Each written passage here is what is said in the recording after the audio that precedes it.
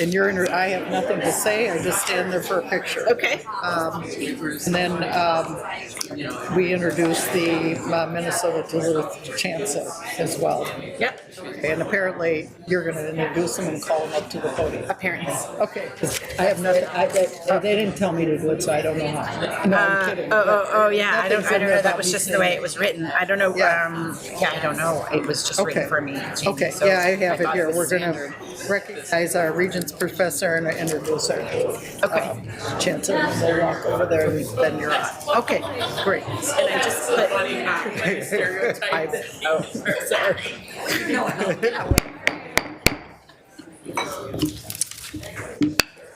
Good morning. I call to order the September meeting of the University of Minnesota Board of Regents. Thank you to those joining us in the boardroom and via live stream today. I will note that several regents are attending via Zoom. Those include Regent Kenyanya, Regent Farnsworth, and Regent Verhalen will be joining us shortly. We're going to start our meeting today with the recognition of 3 newly named Regents professors and then turn to a formal introduction of our new Duluth Chancellor. This time I'll invite President Cunningham to join me at the podium.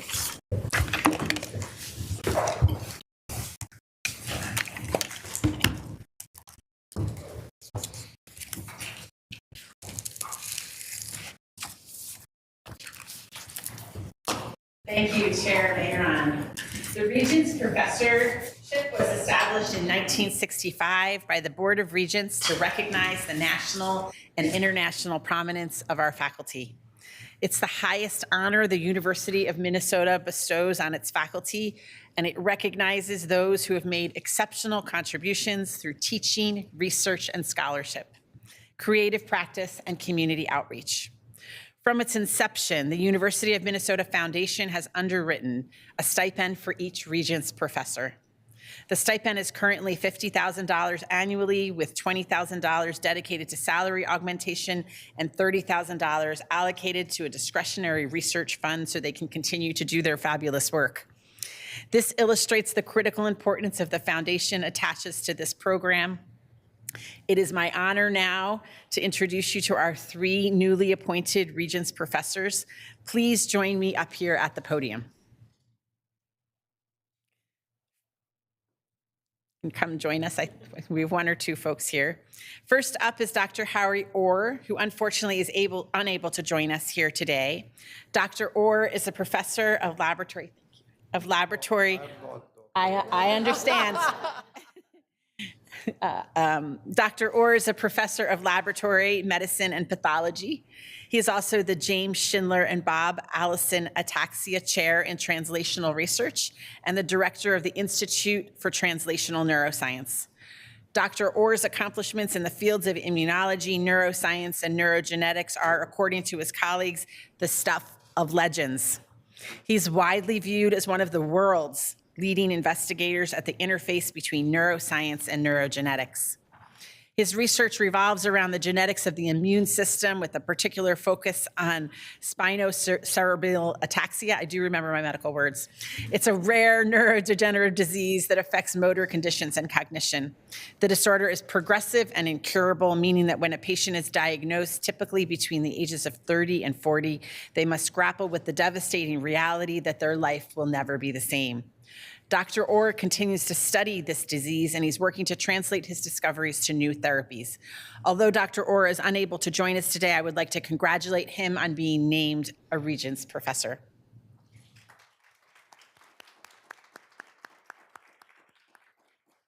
Next up, and thank you for joining us, is Dr. Elizabeth Borer, a professor of ecology, evolution, and behavior. Dr. Borer studies how global human impacts such as biodiversity loss and nitrogen deposition interact to alter key ecological processes such as disease spread, species invasions, and ecosystem productivity. Dr. Borer conducts much of her work by testing ecological theory using globally replicated experiment that she herself initiated and has led for more than a decade. This experiment, known as the NutNet model, has empowered new generations, I hope I got that right, of diverse scientists to conduct global scale experiments that will build our understanding of global human impacts. As her nomination letters and citation records attest, Dr. Borer has had an incredible impact on the field. Here at the University of Minnesota, Dr. Borer has risen to international prominence and transformed the field of ecology both conceptually and structurally. As one of her colleagues stated, Dr. Borer has put the spotlight on the University of Minnesota in an unprecedented way. Thank you, Dr. Borer, for your extraordinary work, and congratulations on being named a Regents professor.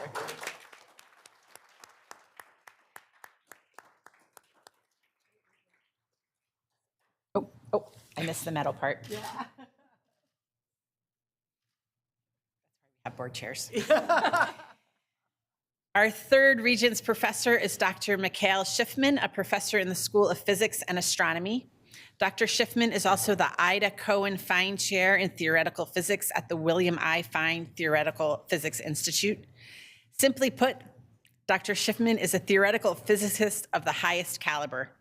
His groundbreaking discoveries have literally shaped our modern understanding of elementary particles, strong interactions of quarks, supersymmetry, and cosmology. As noted by his colleagues, there is no modern coursebook or book in the high energy physics realm that would not mention Dr. Schiffman's contributions. He has published over 400 papers in referee journals and is the sole author or editor in more than 20 books. Here at the U of M, Dr. Schiffman has nourished and inspired an entire school of modern theoretical physics. And according to his nomination letters, there is literally no one else in the community who has done so much to make physics accessible and understandable. Dr. Schiffman, thank you. Thank you very much. Congratulations on being a Regents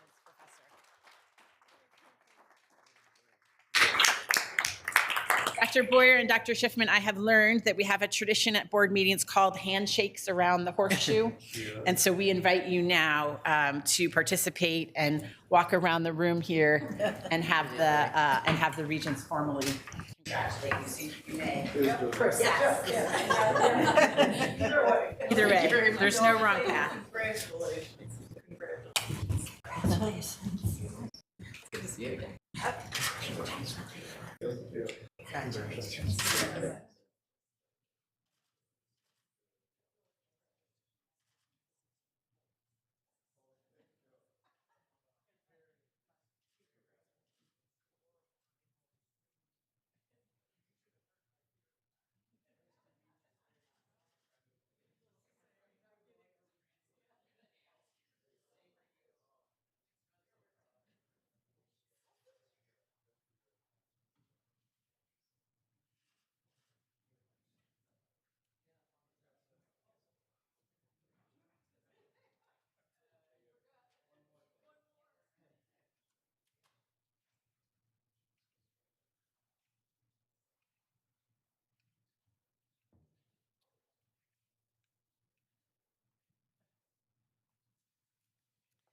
And now, it is my pleasure to formally introduce my colleague and my new friend, Dr. Charles Nees, the 10th Chancellor of the University of Minnesota Duluth. Like me, Dr. Chancellor joined the university on July 1. He arrived to UMD with more than 25 years experience in higher education, most recently serving as the Vice Chancellor for Student Affairs at the University of California, Merced. I've had the pleasure of working closely with Chancellor Nees over these past few months on a number of important system-wide matters, and have already appreciated his perspective, his leadership, and his guidance. As I'm confident that UMD will continue to excel under his leadership. Being the first one in his family to attend college, I can appreciate the fact that Chancellor Nees is intensely focused on identifying ways to make college more affordable. He is already actively building on the strengths that make UMD one of the top-ranked public universities in the Midwest. I had an opportunity last month to visit Chancellor Nees and his colleagues in Duluth, and I'm impressed by how their team delivers so many pathways to students and empowers them to excel in whatever they choose, whether they are from a rural county, a small town, or a big city. UMD's distinct ability to blend experiential and classroom learning is truly unrivaled, both here in Minnesota and nationally, which provides our students with limitless possibilities. Chancellor Nees, I look forward to our continued collaboration together so that we can build a stronger and healthier state for everyone. And as I just told the Regents professors, I would encourage you to participate in the handshakes around the horseshoes. And if I may first start, it's a pleasure and I can't wait to work more with you.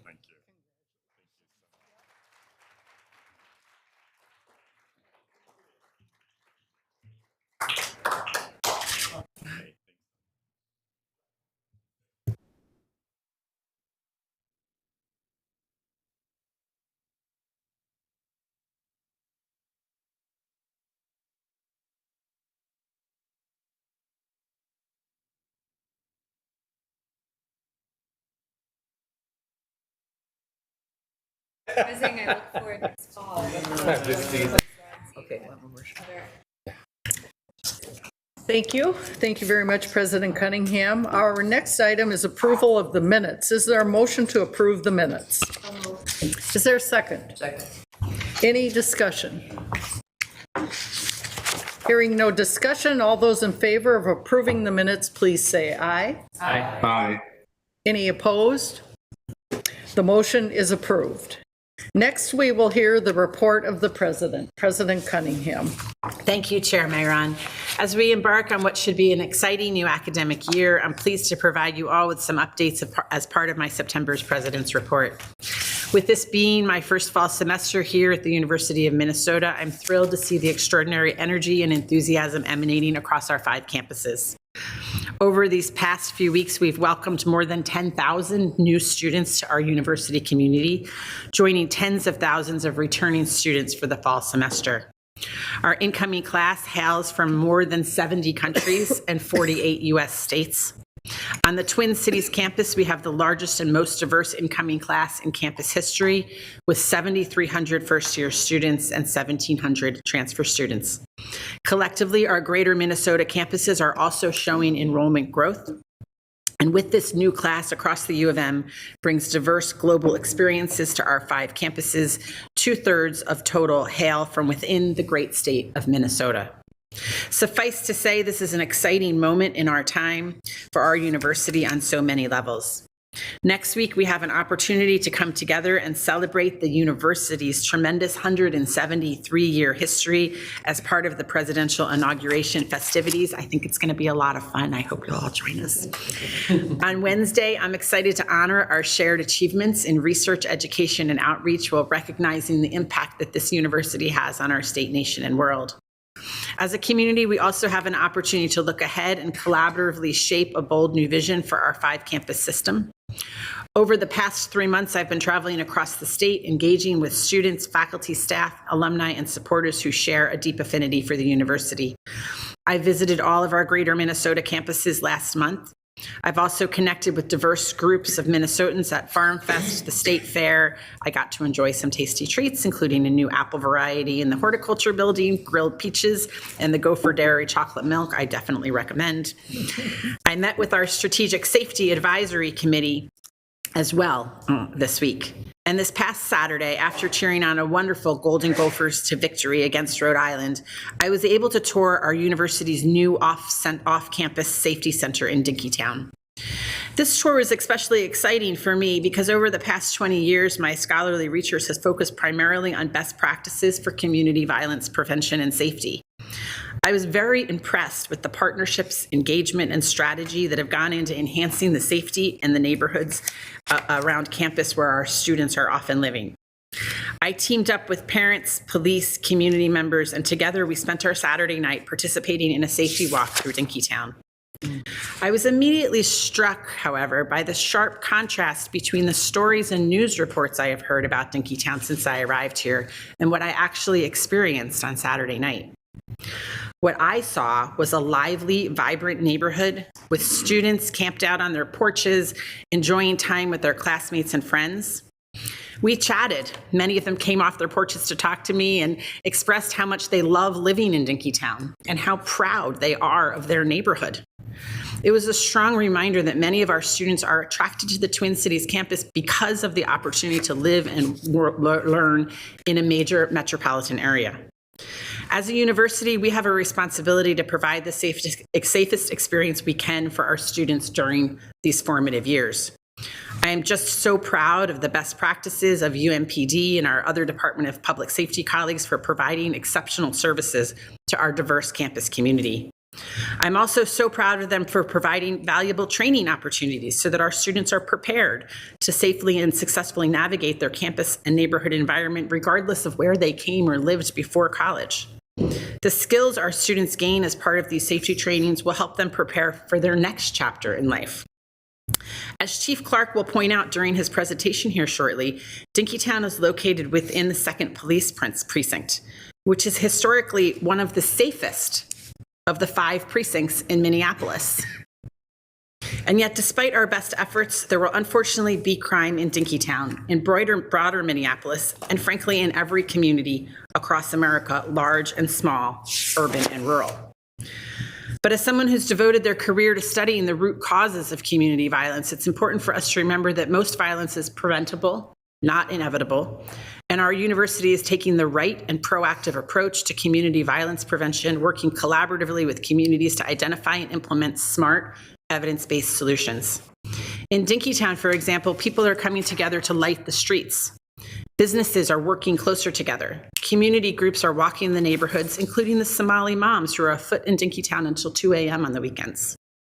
And now we have a new off-campus campus safety center, which I have to say was just wonderful. I encourage people to go take a look at it, which is bringing key resources and community to the heart of Dinkytown. We still have plenty of work to do to ensure the safety of our people and our communities, but I'm really pleased to see the positive momentum we're building in this space. We're refreshing safety campaign posters in our residence halls. We're sending postcards with safety tips and resources to students living on campus. We're creating classroom emergency preparedness posters designed to share just-in-time resources for faculty and instructors for emergencies. And we're providing a handout for families about the university safety efforts during the upcoming family weekend. I look forward in participating in future safety walks. I hope the students will keep coming out and we can talk on the street. It was just wonderful. And engaging closely with the dedicated parents, police, and community groups who are working intensely to improve all the neighborhoods that they care so deeply about. I was so impressed, I'll just say, with the parent group and with the students I met on Saturday night, is that it's one thing to see a problem and complain about it, and it's another thing to really work hard at making a difference in your communities. And I was just so proud to get to come to a place where there's been so much work in place and where we have such good partnerships. We can all work better together to create a safer, more vibrant community, not only in Dinkytown, but across the state and in all the communities where we live. The safety and well-being of our U of M community will always be a top priority for me, and I'll continue to support efforts that are designed to support and strengthen the neighborhoods that support our students, faculty, and staff call home. Thank you for your time and attention this morning, Chair Mayor, and that concludes my report. Thank you very much. Before I turn to my report, speaking of engagement activities that President Cunningham has participated in, if you haven't seen the video of her dancing with the football team, I encourage you all to watch it. Our president is very fully engaged. It was really fun, with much thanks to the football team. When you have that kind of energy, one can only join in. Yes, it's terrific. Chair Mayor, Yes. opportunity to play that here today before we end the day. Let's see if we can. Yes, I think that would be highly appropriate. All right, let's check into that if we could. All right, turning to my report, I'd like to echo President Cunningham in welcoming our students to all 5 of our campuses as we begin our new academic year. Fall is a time of new beginnings, and this fall has a special beginning. President Cunningham will be officially installed next week as the university's 18th president on Wednesday, September 18. The day will begin with a live stream panel centering on the vital role of a public research university at 11 a.m. The formal inauguration ceremony will occur at 3 p.m. at Northrop, followed by a campus celebration on Northrop Mall. Live streams will be available for various portions of the day, and I encourage all of you to participate as you are able. For full information on the inauguration celebrations, please visit president.umn.edu/inauguration. And by the way, we've consulted with the weather, and the weather's going to cooperate, so thank you very much, weather. Additionally, we have met another key leader just now who is starting this fall, Chancellor Neese, the 10th Chancellor of the University of Minnesota, Duluth campus. Again, welcome to Chancellor Neese. Over the past several months, the board, the president, and our teams have completed the annual priority setting and work planning process. A few key themes from our priorities include supporting a collaborative process to develop the university's next system-wide strategic plan and to activate a shared strategic plan for the university's health sciences. In addition, defining the functional hallmarks of an optimal university system where the campuses are greater than the sum of their individual missions. And increasing connections and engagement with every Minnesotan by articulating and community the university's value and impact. While our priorities for this coming year are rigorous, I am confident in President Cunningham's leadership as she helps us achieve these important priorities. Additionally, as an outcome of our July retreat, this board has added two special committees to this academic year. The Special Committee on Student Affairs will build the board's understanding and capacity in student affairs, student wellness, and the student experience. The Special Committee will enhance oversight in this area and advise the Mission Fulfillment Committee on any items related to student affairs that require the board's action this year, while providing the administration with the input on creating and sustaining a positive student experience across the system. The second committee is the Special Committee on the University Workforce, which will focus on employees' compensation and benefits, employee engagement, and workforce development across the system. This special committee will grow the board's understanding of the university's workforce and advise the Finance and Operations Committee on any items related to the university's workforce that will require the board's action this year, while helping the administration chart a financially sustainable course to invest in retaining and rewarding the university's talented faculty and staff. The two new special committees will hold their first meeting in December in conjunction with the December board meeting. More information about both committees can be found on the board's website. That concludes my comments, and at this time we will continue with our agenda. Item 6 is designed to receive and file reports. Please note that those items are reported in the docket materials. Next, we will consider the consent report. The consent report includes gifts, adjustment to the board calendar, and the report of the naming committee. Before I invite a motion to approve the consent report, you are welcome to ask questions, make comments, or ask for an item to be separated out from the report to be voted on separately. Are there any questions, comments, or requests to separate out an item? Seeing none or hearing none, is there a motion to approve the consent report? So moved. Is there a second? Second. All those in favor, please say aye. Aye. All those opposed, please say no. The motion is approved. Our next item marks the formal kickoff of the development of our system-wide strategic plan. The board began working with President Cunningham this summer and looks forward to supporting President Cunningham as she creates a collaborative process to develop our next system-wide strategic plan. This time, I would invite President Cunningham to proceed. Thank you, Chair Mayron. This morning, I'm very excited to share our plans for launching a new system-wide strategic planning process. I'd like to start off by commending the university community for its tremendous work on MPACT 2025. That plan was developed over 3 years, and here is a snapshot of how MPACT 2025 was structured and how success was measured. There were 5 commitments, 16 goals, 48 actions, and 64 metrics. Next slide, please. I mentioned the 5 commitments of MPAC 2025, which align nicely with our public mission of research, teaching, and outreach: student success, discovery, innovation, and impact, intersections, and community belonging, as well as fiscal stewardship. Next slides, please. And now we have an opportunity to come together, and I just think this is going to be such an exciting opportunity for our community this year to imagine what the future of our university should look like. Next slide, please. MPAC 2025 created a solid foundation for us to build from, and we can learn from that process to shape a bold new vision for our 5-campus system. Before we get started, it's important for us to identify some overarching targets so that we can help chart our path forward.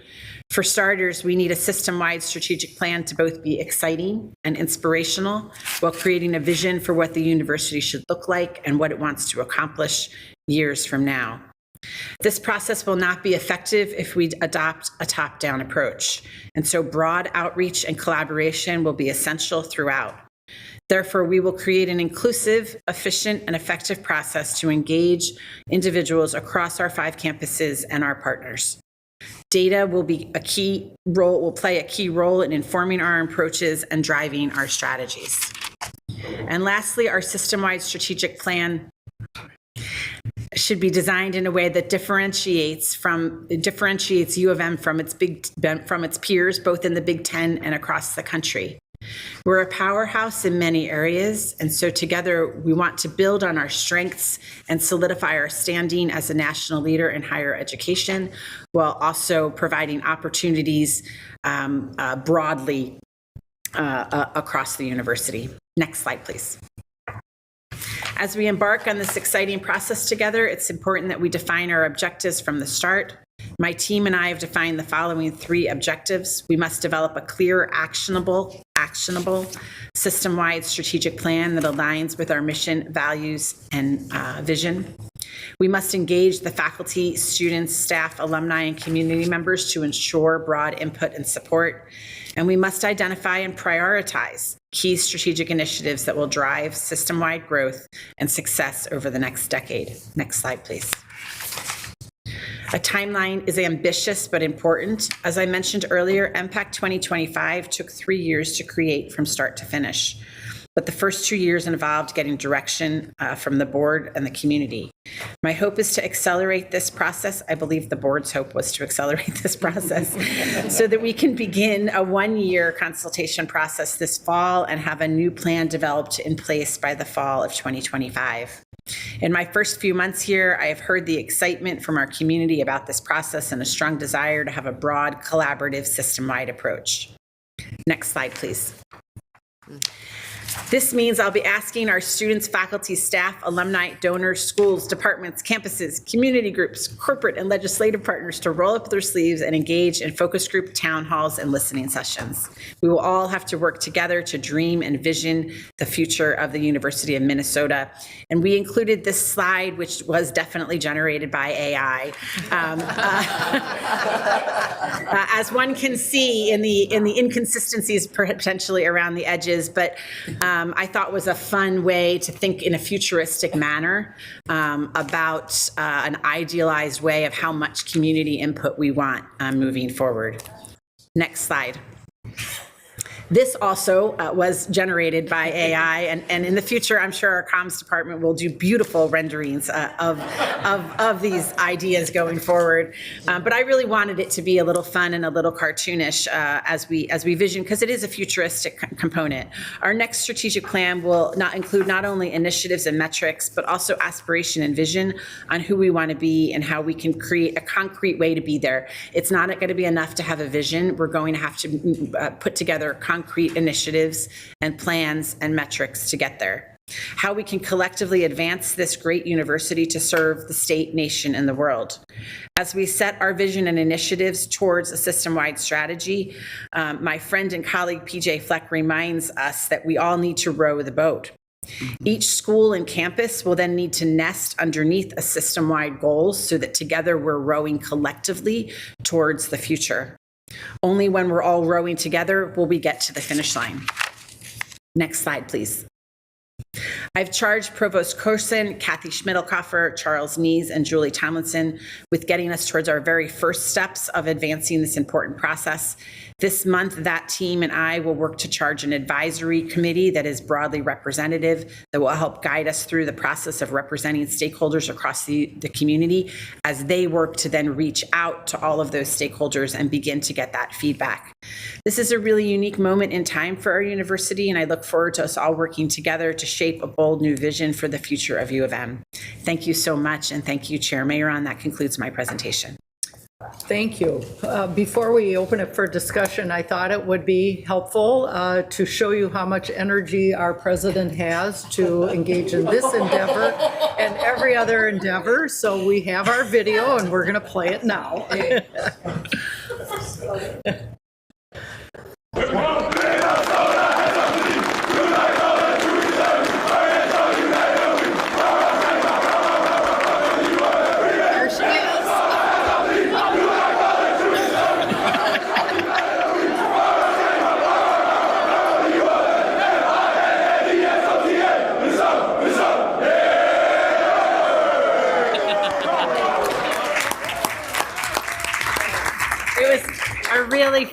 A really fun moment whenever we can see our students, and I look forward to participating in all of our athletics. It's just such a wonderful opportunity to have the enthusiasm and the fun community that we have here, in addition to all the hard things that we do. So the being with the students is really what matters. It was fun. Great energy, great energy. They didn't tell me they were going to do that, by the way, and so I was surrounded by a very enthusiastic football team. And very big. Very big. And so, wonderful. All right, let's open it up for discussion. Any comments, questions for President Cunningham regarding the process that she's embarking on right now with such great energy? All right, hearing now, oh, yes, Regent Gully. So I'm going to ask a question because we're doing this in a public setting so that people can see it, because we've already talked about this quite a bit in previous meetings and in our retreat. But can you just talk like top line about our plans for the engagement process? Just a little bit of an overview. Sure, and I don't want to get too ahead of, I'm sure I'll come back to you with, but, at a broad conceptual level, we need to get, there will be the opportunity as the advisory committee sets up processes to have, focus groups and town halls, certainly within departments, within schools. I'll be asking, this is going to be everybody's job, not just administration job for the year. So I'll be asking the deans and the chancellors, and even in some cases at the department level, we'll be giving them structured ways and questions that they can take to their groups, so that everyone, I promise, in the community will have some opportunity to give input. Then separate from that, we envision broadly, also open opportunities for town halls, surveys that will be going out. We will also then be doing in a similar way work at the leadership level and work at the leadership levels of the groups that meet as leadership. And then there's a giant task there to put those different components together into coming up with something that is both vision but actionable plans going forward. And that will be a lift. I will be asking everybody to participate in that work and take that work to the communities that they're in. And while we won't be able to do everything and meet everybody's vision, I think it's a time to step back and to dream a little bit about what we want the university to be in the next 5-6 years, and potentially to think further than that while we think about what we're going to do in the next 5 years to help kind of get the ship there. We're a really big ship, and you have to start to point it in directions. Yeah, does that answer your question, Regent? Absolutely, and thank you so much, Chair, and thank you, President Cunningham. I do think that what you're doing in terms of gaining input is really building on what we did for the presidential search process in terms of engaging the entire community statewide, and not just members of the university community, but beyond. So I really like the direction that you're going with this. Thank you. Regent Farnsworth, who is with us on the screen. Thank you, Regent Farnsworth. Thank you, Chair Mayron, and thanks for bearing with me dealing with the fun of animal care situations today. So I'm by Zoom, but thank you. Really quick question, and I'm not sure. I'm looking on the slide deck that was sent to me on my phone, and I'm not quite sure it's the same one that you just showed, or maybe I'm missing the slide with the road that goes through it, but with the timeline. But basically, my question is, looking at the end, I see 2030 system-wide strategic planning is the title of the slide, but then I saw the 2035 in the AI image, which I do like the AI images, by the way. I think that was great. But basically, my question is, we had talked kind of preliminary, or got some information from that consultant during our retreat around the different lengths that institutions are doing strategic planning right now. And I know we're on the onset, so I'm just wondering, is the 2030 and 2035 number signaling kind of what we're thinking for of length, or is it way too premature to even talk about that? Yeah, that is really meant to be imagery at this point. I think, although we haven't set a firm concept yet of whether our plan is really to get us to 20, we're already going to be in 2025. We'll be with goals for 2030. That's what I expect. Probably our goals will be pointing us, and our initiatives will be pointing us likely towards a 2030. Happy to hear input on that. However, one can't aim, one also needs to think about, as we do visioning, to think about where we want the university to be in 2035, while we then work on the actions that are concrete and the measurables for 2030. Because the ship is big, it doesn't move. It doesn't move like a sailboat, right? It moves like a tanker. And so if we're going to start to steer the ship towards something that we want in 2035, we can do that with concrete items that are in the next 5 years, is a little bit of the way that I'm thinking about it. But I think it would be short-sighted for us just to think only about 2030, because that would lead us to things that we need to do right this second, as opposed to helping to chart a course later on. Does that help? Yep, that is very helpful. Appreciate the clarification on that, and thanks for the presentation today. Yeah, and I'll continue to welcome input from the board on as we get into this next step of planning. We'll be asking our advisory committee as well to think about this on what formal time course we would like this planning to cover in terms of 5 years versus 10 years. Yeah, absolutely. Thank you. Thank you. Any other questions or comments? All right, thank you very much. Continuing with our agenda, our next item is the annual report of the University of Minnesota Foundation. Welcome to Kathy Schmidlkoffer, CEO and President of UMF. Ms. Schmidlkoffer, if you would like to start as soon as you're set up. Well, good morning, everybody. Chair Marion, thank you. Members of the board, President Cunningham, thank you for allowing us the time to present the University of Minnesota Foundation's annual report on giving. And today I am pleased to provide an overview of the foundation, review our fundraising accomplishments from the last fiscal year, and share the many ways that philanthropy is laying the ground for success at the university. So let's start with an overview of the foundation. It's a nonprofit organization governed by a 43-member board of trustees. Trustees are responsible for fiduciary and governance integrity and the foundation, and they also happen to be the volunteers who are deeply passionate champions of the university. They give their time, their talent, their treasures to advance the mission of the foundation and this institution. 3 regents and the president currently serve on our board, with 1/4 of our trustees nominated by the Board of Regents. Thank you, Regents Davenport, Hipsch, Ruth Johnson, and President Cunningham for your valued service and engagement. And thank you, Regent Farnsworth, for your service on our audit committee as well. Our vision is a future transformed by philanthropy, and we work together to change lives and support greatness across the university. We collaborate system-wide to support students and faculty, research, and outreach to the community. The gifts we receive and steward come from individuals, foundations, corporations, all whom choose to create their impact through their investments in the university. And in return, together with the university, we ensure their dollars are used exactly as they intend, creating a margin of excellence to our mission. This means we raise funds from all 5 of our campuses in Crookston, Duluth, Morris, Rochester, and here in the Twin Cities. We are also honored to work with donors and volunteers statewide, coast to coast, and around the globe. The foundation's sole mission is to serve and support the greatness of the University of Minnesota, designated by the Board of Regents as the central development office for the university. We have professional development staff working for every college, campus, and university program, as well as a centralized staff who supports the U's development enterprise through functions such as finance and IT, talent acquisition and development, and marketing and communications.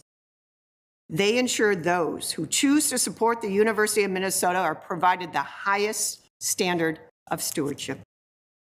And I'm proud to report that this year, the university is ranked in the top 20 fundraising programs among private and public institutions in the nation for higher education. In fact, this year, we ranked 2nd out of the 14 Big Ten schools. That's behind Northwestern, and yes, that means ahead of Michigan. And certainly always ahead of Wisconsin. I'm honored to lead and represent today such a talented, dedicated team of individuals. The fundamental work of the foundation is not only to raise funds, but also to ensure the stewardship of donors who give to the university. The foundation is committed to promoting access and efficiency, trust, and collaboration with our students, faculty, staff, partners, and donors. A key component to being good stewards is continually evaluate ways where UMF can increase efficiency across the university system. By providing central services and ensuring colleges and units do not duplicate efforts, we ensure a lower cost to raise a dollar to the university. What you can see here are the many areas UMF provides central expertise and resources for our system-wide development community. And we continually challenge ourselves as we work with university partners to explore ways in which we can support development needs centrally and more efficiently. The University of Minnesota Foundation also governs 2 subsidiary organizations. The first is the University of Minnesota Foundation Investment Advisors, or UMFIA. UMFIA provides professional investment management for the philanthropic endowment on a cost-effective basis. And due to both increased philanthropic gifts and strategic investments, over the last decade, UMF's endowment has nearly doubled to $4 billion, giving the university the 4th largest endowment of all the Big Ten schools. The UMFIA has a staff of 11 and a separate governing board of directors, which includes representation from our community's investment professionals, the University of Minnesota Foundation Board of Trustees, as well as UMF leadership. And our second subsidiary is the University of Minnesota Foundation Real Estate Advisors. Affectionately, we call it UMFRIA. UMFRIA has a unique mission and a dual focus. They work to ensure that real estate produces a return on investment and contributes to a vibrant, thriving environment on the university campus. UMFRIA provides management of private student housing through the Dinnikin, Argyle, and Terry houses, and the exciting real estate development project known as the Minnesota Innovation Exchange, or the MIX. We look forward to continuing to keep you updated on the status of this amazing new research and innovation space in the future. So right now, let's dive into the fundraising results from last fiscal year. We are so proud to report that our gift production for fiscal year 2024 was $392 million, which is the 2nd highest year of fundraising.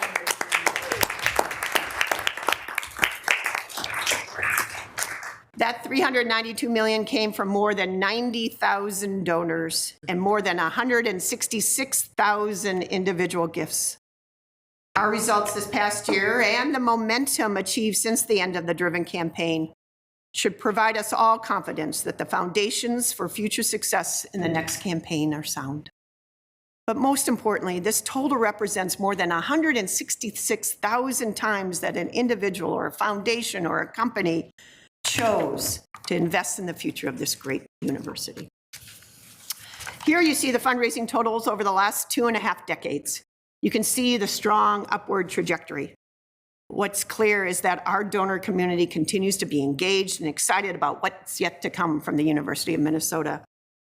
And while the gift production this last year was the second best in our history, we are incredibly proud that fiscal year 2024 was a record year in terms of philanthropic disbursements back to the university, which you see highlighted on the gold line. Throughout the year, $284 million in private support was put to use across the university system to students, programs, research, and more. These dollars are hard at work ensuring donors are funding that margin of excellence. Needless to say, it's a privilege to represent the tens and thousands of donors who support the University of Minnesota's mission in such a tangible way, knowing that it is paving the way to a brighter tomorrow. We have just begun our final year of the Foundation Strategic Plan, which was built in tandem with the university's MPACT 2025 plan. Here you can see our 4 strategic imperatives that have guided us over these last 4 years.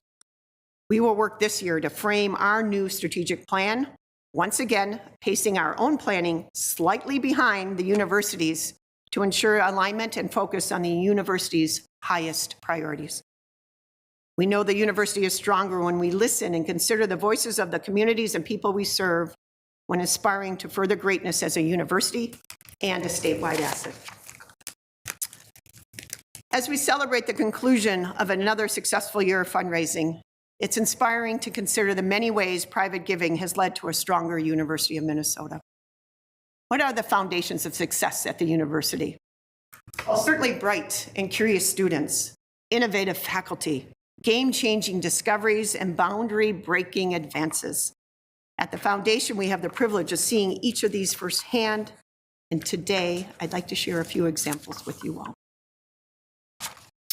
This is Amarachi Owakwe, a proud graduate of the University of Minnesota, Rochester. While at UMR, she was a member of the Living Learning community, whose first group of 30 students came from communities underrepresented in higher education. And at a rigorous scholarship competition, each student shared why they wanted to make a difference in the world through healthcare. Her answer was on point because she won a philanthropic scholarship. Amarachi says she received more than just a scholarship that day. That scholarship, the scholarship benefactors she's met have become lifelong friends, mentors, and supporters of her passion for healthcare. She is now a student at the University of Minnesota Medical School, interested in women's health. In her words, Amarachi said, "I want to better understand the cause of certain conditions that disproportionately affect underserved populations and how best to target them." Her scholarships make it possible for her to focus on her studies and becoming a doctor. We can't wait to see what Amarachi does after graduation. And while we know that our student success stories hit close to home for so many, we also know this university is well positioned to think about health more broadly, like the health of our lakes and our rivers. Cedar Bog Lake is a small but famous lake in the heart of the University Cedar Creek Ecosystem Reserve, located near East Bethel, Minnesota.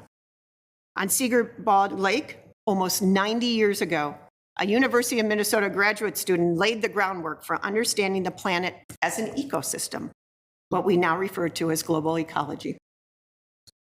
Because of this, this lake remains a landmark and source of inspiration for scientists all over the world. 2 Minnesota philanthropists and longtime University of Minnesota donors wanted to make this an exceptional site for more accessible for researchers and students through gifts supporting scholarship and programming. Recently, they provided a significant support to expand learning opportunities for more students with the Whitney and Elizabeth McMillan Environmental Learning Center. Construction on this 3,200 square foot center began in the spring, and just yesterday, they officially opened the center. This will allow the Cedar Creek Reserve to reach thousands more K-12 students each year. Private giving in the university also changes the future of medicine in many tangible ways. As pioneers of ECMO, which is a standard of care life-saving procedure, the university is working hard to bring that standard of care closer to patients. Take a look at this video about the state-of-the-art mobile ECMO unit.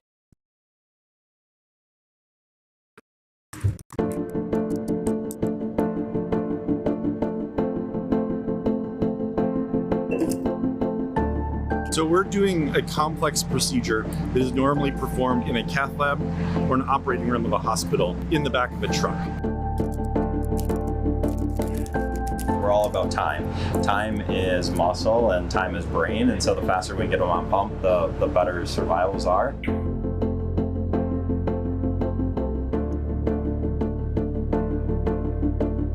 This is my daughter Lauren, and she was with me a year ago.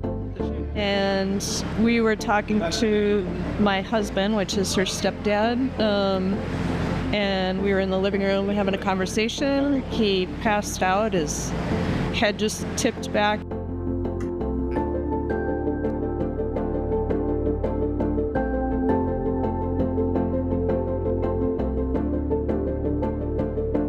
It's incredible what these people do. See, I get hooked up over here. All day, every day, for strangers. They drop everything, they run, they drive fast, they use their expertise. They just do what they do, and I'm lucky. I get to spend more time with my family, little 2-year-old grandson. It's incredible. If somebody has a cardiac arrest today in the hospital, at least at our hospital, they get ECMO within 30 minutes. We need to be able to provide that same service to our community, and our community is the entire state and really the entire nation.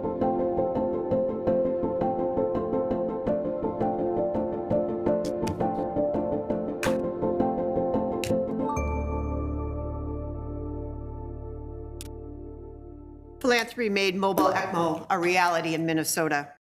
John Sauer was among the first to receive this life-saving mobile health care. This work means that more Minnesotans have and will experience this life-saving technology. Today, the University of Minnesota team is now sharing its groundbreaking care protocols with health systems across the country and is working hard on an ECMO helicopter, ensuring ECMO care can get to the more remote places faster. Committed to tackling the health of our planet, Dr. Paige Novak from the College of Science and Engineering is putting philanthropic support to use in a creative way. Funded through gifts made by hundreds of donors, Dr. Novak is turning wastewater from breweries into energy.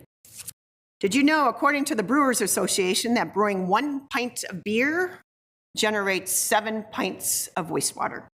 The process that breweries must then use to treat this wastewater is expensive, and the electricity it takes adds to greenhouse gas emissions, contributing to climate change. Dr. Novak and her team wanted to understand whether the carbon in wastewater could be recovered and turned into something useful. After years of research, the team developed a culture of mixed bacteria to break down wastewater that can be used as clean fuel. And in March, they put it to use at Minnesota's own Fulton Brewery in Minneapolis. And just imagine with scale, this innovation will revolutionize the carbon footprint of the food and beverage industry, proving once again that what starts in Minnesota matters to the world. And finally, there is no question that the strongest foundation for success is investing in the next generation. I'd like to close with a short video of students across our university system who have benefited from scholarship support. And here's what they have to say.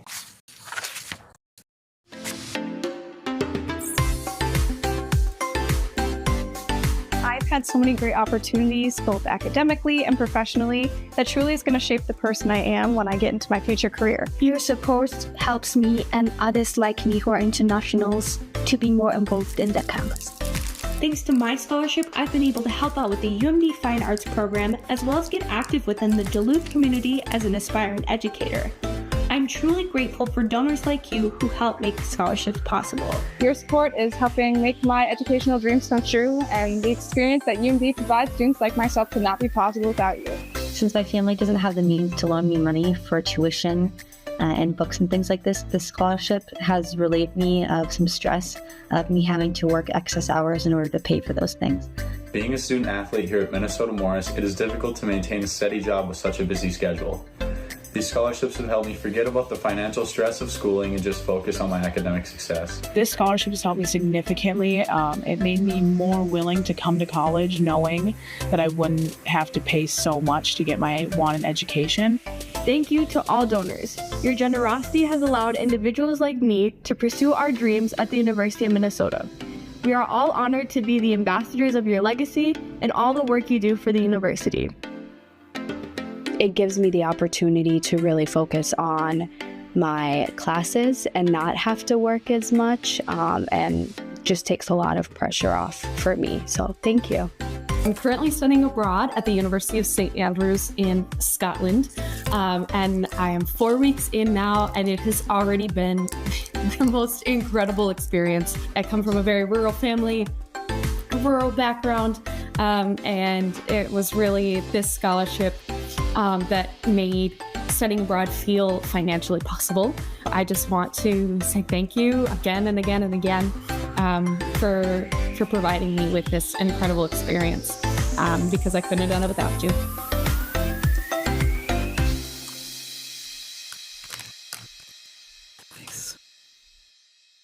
As I hope you can see, the University of Minnesota Foundation is well positioned to grow into the future and for our next campaign. I'd like to close by expressing my gratitude. Gratitude is a word that has profound meaning at the foundation, so much so you can find the word embedded from floor to ceiling on the walls of our offices. We don't do this work alone. Many hands touch each gift, from cultivation to stewardship. We count on leaders like you to share the good news and the value of the university. So on behalf of the entire University of Minnesota development community, thank you for your leadership, your service to this great institution. I am grateful for our Board of Trustees, our advancement partners at the University of Minnesota Alumni Association and University Relations, as well as each and every chancellor and dean and unit leader throughout our 5 campuses. I am grateful to the university senior leadership team, each of you and your teams engaged and supportive and committed to advancing our work. And a special note of gratitude to you, President Cunningham, for your leadership and your commitment. In your first 75 days, through your ability to listen and discern, you've generated confidence and established your credibility to some of the university's most passionate stakeholders. They generally feel the energy you bring, that video, to the university, and they can't wait to see what's next. I'd also like to make a few comments on what's next for me. You might have seen earlier this summer, oh God, I'm gonna get emotional. I have announced my intention to retire from this job I just love. So with deep gratitude and a bit of sadness, this will be my last formal report to the Board of Regents. With the support of trustees and President Cunningham, I will set a retirement date after a national search is complete and the successor is announced. And as an alum and a donor myself, I tend to do everything I can do to ensure the next leader is well-grounded in our mission and poised to continue to deliver the incredible success and momentum this team continues to deliver. So finally, I just want to come back to that word of gratitude. I am so grateful to the opportunity to be in a role of a lifetime. It has been an honor, a privilege to serve the foundation, our donors, and this amazing institution. So let me just leave you with a few reflections. First, our donors are truly special people. They believe in this institution, its mission, its leaders, and its future. We are honored to work with them to make their philanthropic dreams come true. The team at the foundation and the broader development community are so talented and committed to the mission and the success of this university. So I just ask all of you to keep the wonder and awe of all that we do here at the university, including our ability to influence the state's economic health and our overall health of all of our state's residents. We change people's lives for the better. We impact future generations, and we bring joy to so many. So I'm just so deeply grateful to have been a part of it. Hail to thee, Minnesota. Here's to such a bright future. That's it.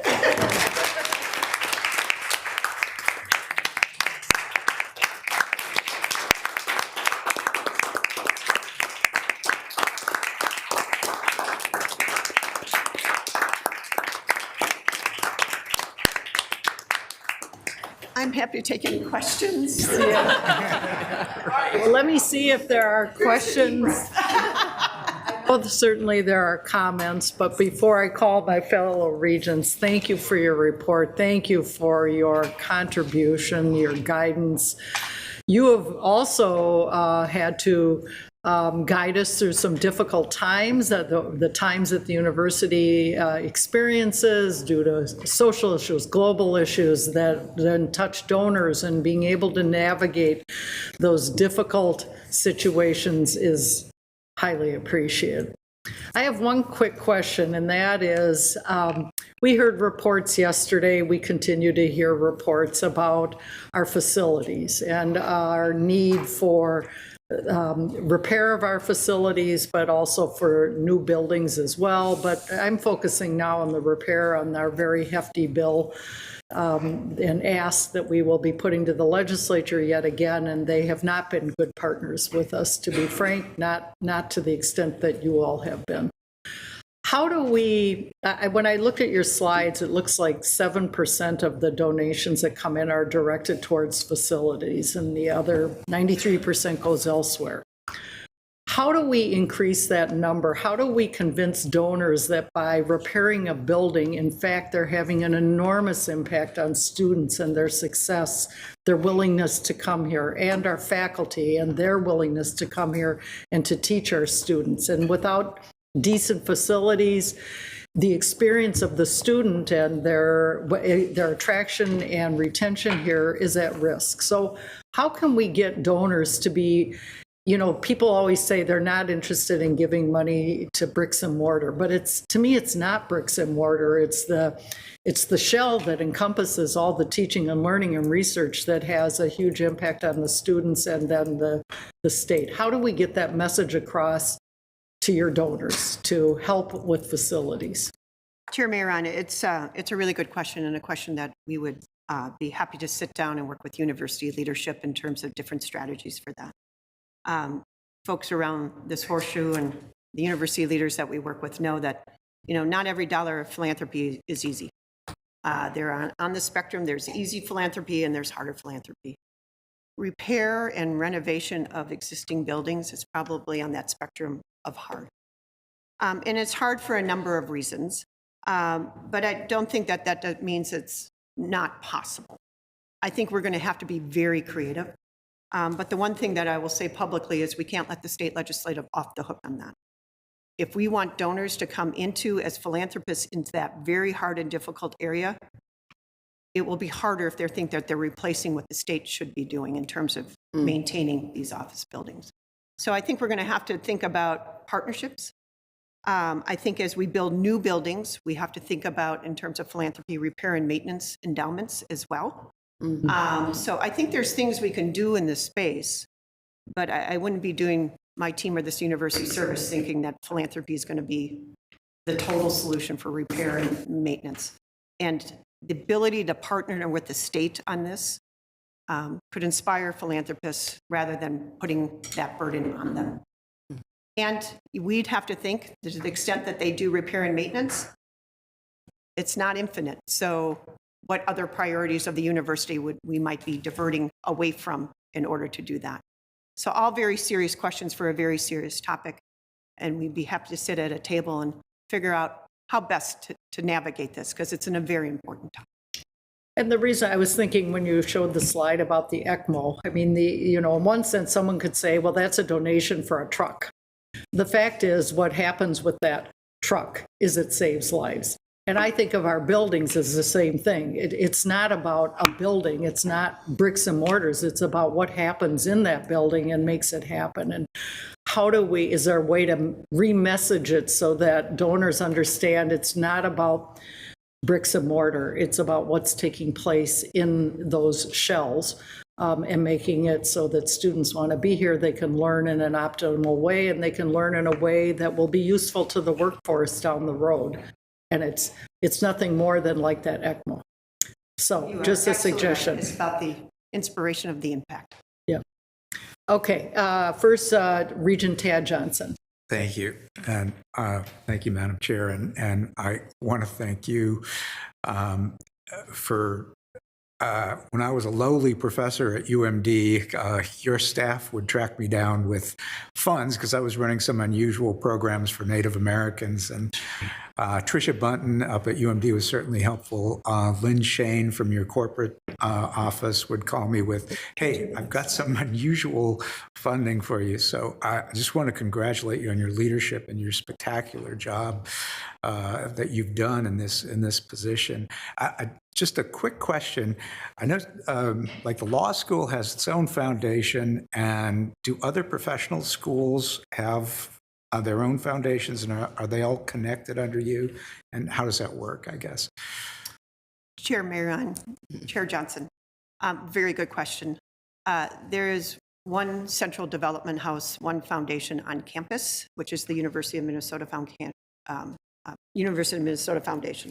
I think what you're referring to, and it's a little bit of a nuance, is we have development professionals in all of our campuses and colleges and unit programs. And so as a law school, for example, they have a lead development officer and development officers reporting to that.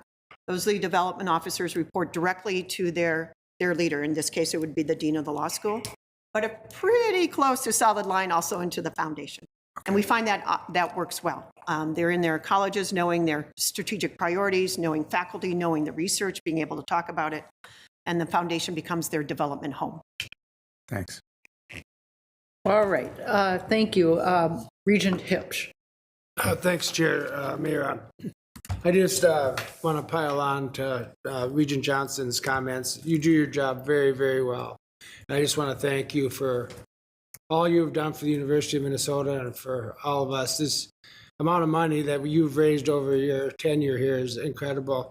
And I'm hard pressed to find a leader that's so broadly respected by so many people, from peers to board members to staff. So thank you for that, and setting the stage for the next person to come in and take over and start off well. So thank you. Thank you. Find somebody good to fill those big shoes. All bring their different shoes. Yeah. Regent Wheeler. Yeah, I'm going to pile on here. I can't help it. So I was one of the regents who's been fortunate in the past to serve on the UMF Foundation. And the commitment of you and your staff to the success of the university and the difference it makes, the expertise that I saw, and quite frankly, the compassion and love that existed in everybody is just profound.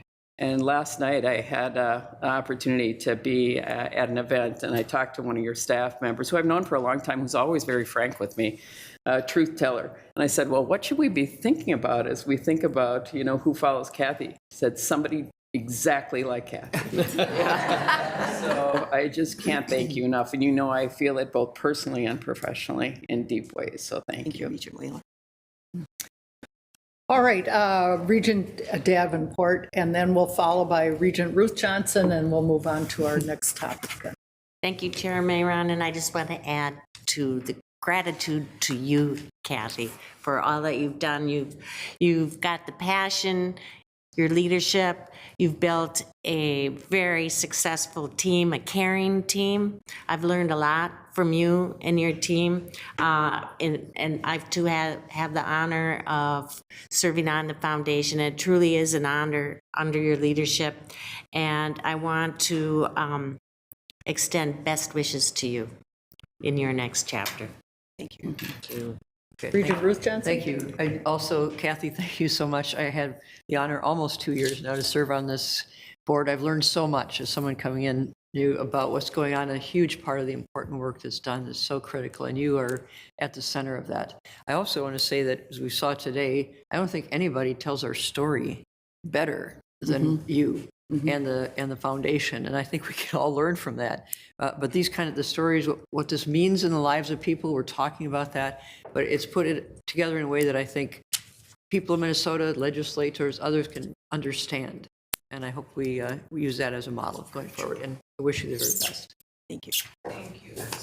One more. Wait, President Cunningham would like to make a comment. Thank you, Chair. Thank you, Chair Mayron, and to put in a plug, all of our communications professionals, work so hard to produce materials, and the foundation's certainly doing a wonderful job. But I just wanted to highlight, in addition to my many, it's been amazing get to work with you even this short amount of time. And, you know, most of my early time has been trying to talk you into staying for longer, but I failed. Board, I have failed at this, but nonetheless, but just to point out, because it was mentioned, I think, in Regent Johnson's comments, but Kathy has set up a system here for the foundation that truly serves us well and is not something that exists everywhere. In those, we don't have, you know, 50 different units operating independently. These can be very siloed operations at other universities, and here there's those tentacles back and forth with those reporting lines in a way that allows a working together as a whole and maximizes our decentralization, but also the abilities and needs of when things need to be more centralized. And so the kudos for that structure, which sets us up very well in the future. And also, as Kathy, as we've talked about, this was a great job when you took it. You've made it into what is an amazing, best job, I think, in the country, which will help us then attract, hopefully, our next person to fill your very big shoes. But it's only because of all the work that you've done to make it up to this next level. So thank you. And it may be your little shoes, but I don't know what's behind that desk. Well, thank you very much, and thank you for a terrific presentation. Thank you all. You bet. All right, our next item is going to be changes to indirect cost recovery rates. We're going to be hearing from Vice President for Research and Innovation, Shashank Priya, Associate Vice President for Research and Innovation, Pamela Webb, and the Director of the Office of Cost Analysis, David Hagan, on the university's current indirect cost rate and the implications for future changes. And as they're getting set up here, as you can see, we're not taking a formal break, so if you need your own individual break, you just take it. All right, and let's proceed and go ahead. Who will be starting us off? Yeah, thank you, Chair Maron. Thank you. Members of the committee, President Cunningham. Actually, we're very excited to be here to talk about this topic today. And it's very timely. As you will see as we go across the data that we are going to present today, that's also a very critical topic for us to maintain our research enterprise and our position among our peers. And today, I think you will realize the seriousness of this issue and where we are in this process. I'm accompanied by two of my very talented colleagues, Pamela Webb. She leads our Sponsored Research Administration program. She is well known around the country, and she has written books on sponsored program. It's a very good sleep medicine. No, I'm joking. Okay. And David Hagan, he's recognized in Office of Cost Analysis on this whole calculation of ICR or FNA rates, well respected, and the groups around the country invite him to talk about this topic. So together we are going to tell you where we are and what are the consequences of FNA. And this is also a very educational presentation. So I think we will start by describing what is FNA, what does government pay for, what it doesn't pay for, what it costs to actually do the research at the university, and how do we recover that cost, etc. So I think we'll start with very educational information and then dive into some numbers and describe the trends that we are seeing and how we can overcome some of the challenges that we have here. So the bottom line is that in last 2 decades or so, we have underinvested in our facilities, especially the research facilities. And the cumulative effect of this underinvestment is that we'll start to see our FNA rate, which is facilities and administration rate, which at the university we call ICR, cost recovery, so they are same thing. We have started to see the decline in that rate. But that decline is not linear. It's very non-linear, which I will show you in my data today. And the drop-off will be very steep from this point of and so we estimate that if we don't start to correct and start to invest in our research facilities, there will be a loss of almost $500 million over the next 16 years in FNA costs. This will have serious impact on our operational capability. It will also have serious impact on the facilities that we provide to our researchers to do very creative work. But will also have impact on our ranking because the total award size decreases in proportion. So let's start by describing what is FNA cost. And so imagine this building is any one of our research buildings like Walter Library, for example. And so there are two types of costs shown on this slide. One is direct cost, which is what we can charge the government directly for that specific project. So this would be researcher salaries, fringe, lab supplies, travels, and so on. And then there is the FNA cost, which is shown here in purple color, which is basically a general facilities that the project will utilize, but not only a specific project, but other projects, they will also utilize these facilities. So as shown here, secure data storage, internet capability, the cost of constructing that lab, utilities in that lab, operations with respect to HVAC units and plumbing and so on, etc. So these are all basically the FNA cost that goes in there. And so in the comprehensive university system, we have several different types of research: computational research, medical research, engineering research, etc. So the FNA cost varies because some will use animal facilities and clinical trial facilities, etc. Some will use a lot of computational assets and so on, but these can be included in the FNA costs. So government basically provides funding for the items shown here on this slide. On the next slide, it clarifies a little bit more with respect to how these two types of costs add up to be the total project cost. And I think this is one of the questions a lot of time we ask is, what does government reimburse us for? And it reimburses us for all the things shown here. So on the direct cost side, all the salaries that our faculty receive, as we all know, our faculties are mostly paid 9 months salary, 3 months of their summer. They generate from the research grants, all the students and postdocs that work on it, all the materials and supplies that you buy, the travels that you do to your conferences to go and do the reporting for your programs, etc. So that's all paid for in the direct cost category and justified for that particular project.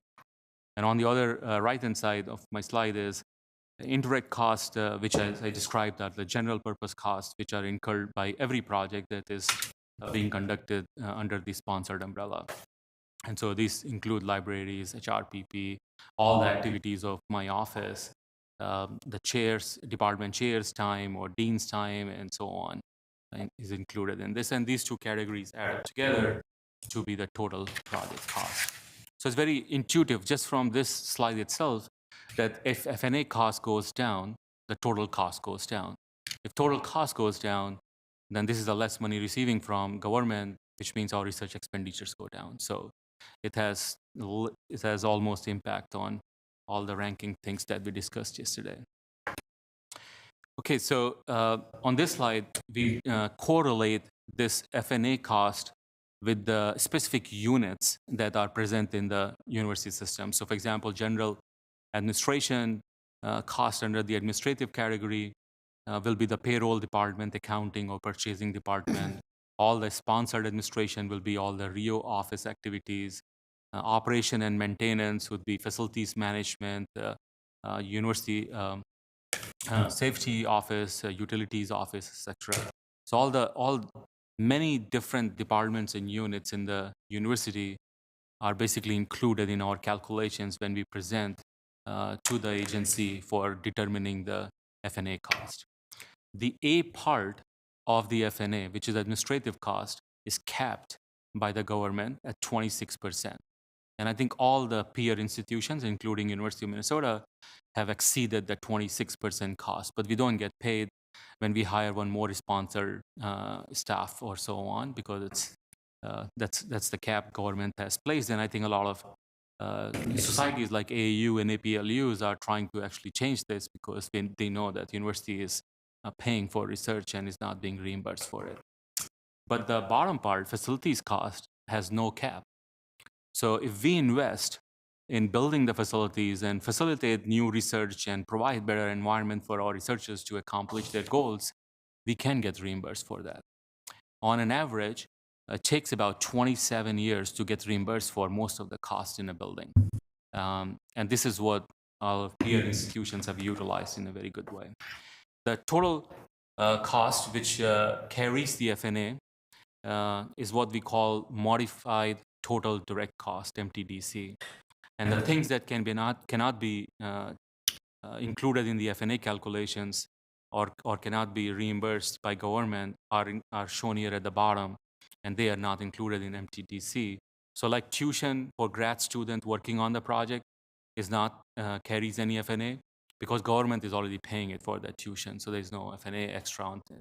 Same thing for the equipment. If government already paid for the equipment, then there's no need to charge FNA on top of that equipment. Sub-awards that we give to other universities, because the university receiving it will charge their own FNA on that sub-award, so we can charge on it and so on. So there are some categories that are excluded in this. Okay, so the next slide shows where we are. FNA rate is a very simple ratio. On the top is all these facilities and administrative costs that I just described, and the bottom is this modified total direct cost. And as you can see from this slide, our modified total direct cost has been increasing as a function of years. And this year we also will see a big jump. And the denominator basically is increasing. And we haven't invested in facilities, so the numerator has been shrinking as a function of time. And so the obvious result is that FNA rate will start to decline. And that decline has started from this year. So this year, our negotiation, we do negotiations every 4 years with our agency, and we were able with a great job of David and his team to get a reduction of just 1%. So our rate went down from 55 to 54. But I think in this calculation, we tried our best, and we put everything that we can in this calculation. So the next round, which will be in 2027, 28, 27, hopefully 28 will be our base year. We will probably have a very hard time justifying many of our facilities because they would have depreciated more over the next 4 years. This continuous drop will have add more challenges in our operational capability. And facilities are already deteriorating, but I think as you can realize, if we are not supplemented by new equipments and new tools, it will have adverse effect on our ability to accomplish not only the current programs, but also bid for the new programs as we go forward. Long-term effect of this is that we will lose talented people, we'll lose ability to recruit people to come here to Minnesota, and we'll have drop in our rankings. I want to show a couple of examples, which is a question people ask, and this is why we have this example. Does renovation count? And so this slide shows you the impact of renovation versus a new building. Since in the renovation, we have already built the shell of the building, and that shell was already included in our calculations in the years before, so they have depreciated over that time. So the only part that we can really charge the FNA for is the actual new plumbing or new utility or new HVAC unit, etc., that we have put in. But if you're just taking an existing lab and modifying that lab by putting new benches and updating some of the things, those are not the costs that we can really recover on. So the impact of a $50 million doing a renovation project, as you can see in the bottom row, the total impact is very, very small, like 0.6%, 0.64% for this $50 million investment. As comparatively, on a new building project, since we have built a new shell and all the operational costs, the custodial costs, the plumbing, the utilities, the operation and management has not been charged to the government, we can put it all on the table and use that over the next 27 years in order to pay back for that cost. So over a long period of time, as you can see, the ratio, the cost that we can charge the government is large, and also we can recover most of this cost as a function of time. All right, so this is why I started my presentation by saying that we are at a very critical time And these numbers hopefully illustrate the case for you. As I said, our base year for the next negotiation will be 2028. If we don't do any capital investment in our research facilities, our rate will go down to 42% based on our current calculation. If we do some of the capital investments that we are planning to do based upon the plan that VP Alice Davis has developed, that will bring it back to roughly about 48%, but still quite a bit of drop. And so this slide shows that starting 2029, for the following 12 years, the rates will decline as shown here. And this will lead to almost a $500 million loss over the next 12 years, starting 2029. It will have a lot of other impacts too, besides the money, which I said in our research capacity, publications that people publish, talented students and postdocs and faculty that we can recruit and so on. So this is something that we need to discuss and address. I also want to bring back the message about how it impacts our ranking through the data on this slide. So this is a hypothetical example that if the university receives an award which has a direct cost of $1 million, for example, then in this $1 million can be broken down into F&A cost and the total direct cost, modified total direct cost. The modified total direct cost in this example on the left shows that it's $750,000, excluding a $250,000 equipment because we can't charge F&A on the equipment. So applying the rate of 54% on the $750,000 gives us the F&A of roughly about $405,000. And so the total cost of the project is about $1.4 million. But if our F&A rate is 42% on the right-hand side, the total project cost reduces to about $1.3 million or so. So about a difference of $90,000 in this example. Since we receive awards on the order of about $800 million to $900 million, you can multiply that $90,000 proportionally, and you will see our total loss will be in the range of about $80 to $90 million for the awards that we receive. And as pointed out in our ranking discussion yesterday, the 9th ranked university in the research expenditure and the 15th ranked university, they differ by roughly about $120 to $150 million. So if we start to get the hit of $80-90 million per year, we will have a very significant drop in that ranking because we're so clubbed together and close. There's other question that you may have: how do we compare with our Big Ten peers? And so this slide shows how we compare and where we are at this point of time. We are in the bottom percentile, and thanks to the new additions in the Big Ten ranking, Oregon was able to save us the last position in this ranking. So, but I think we'll be there in the next 4 years if we don't do anything.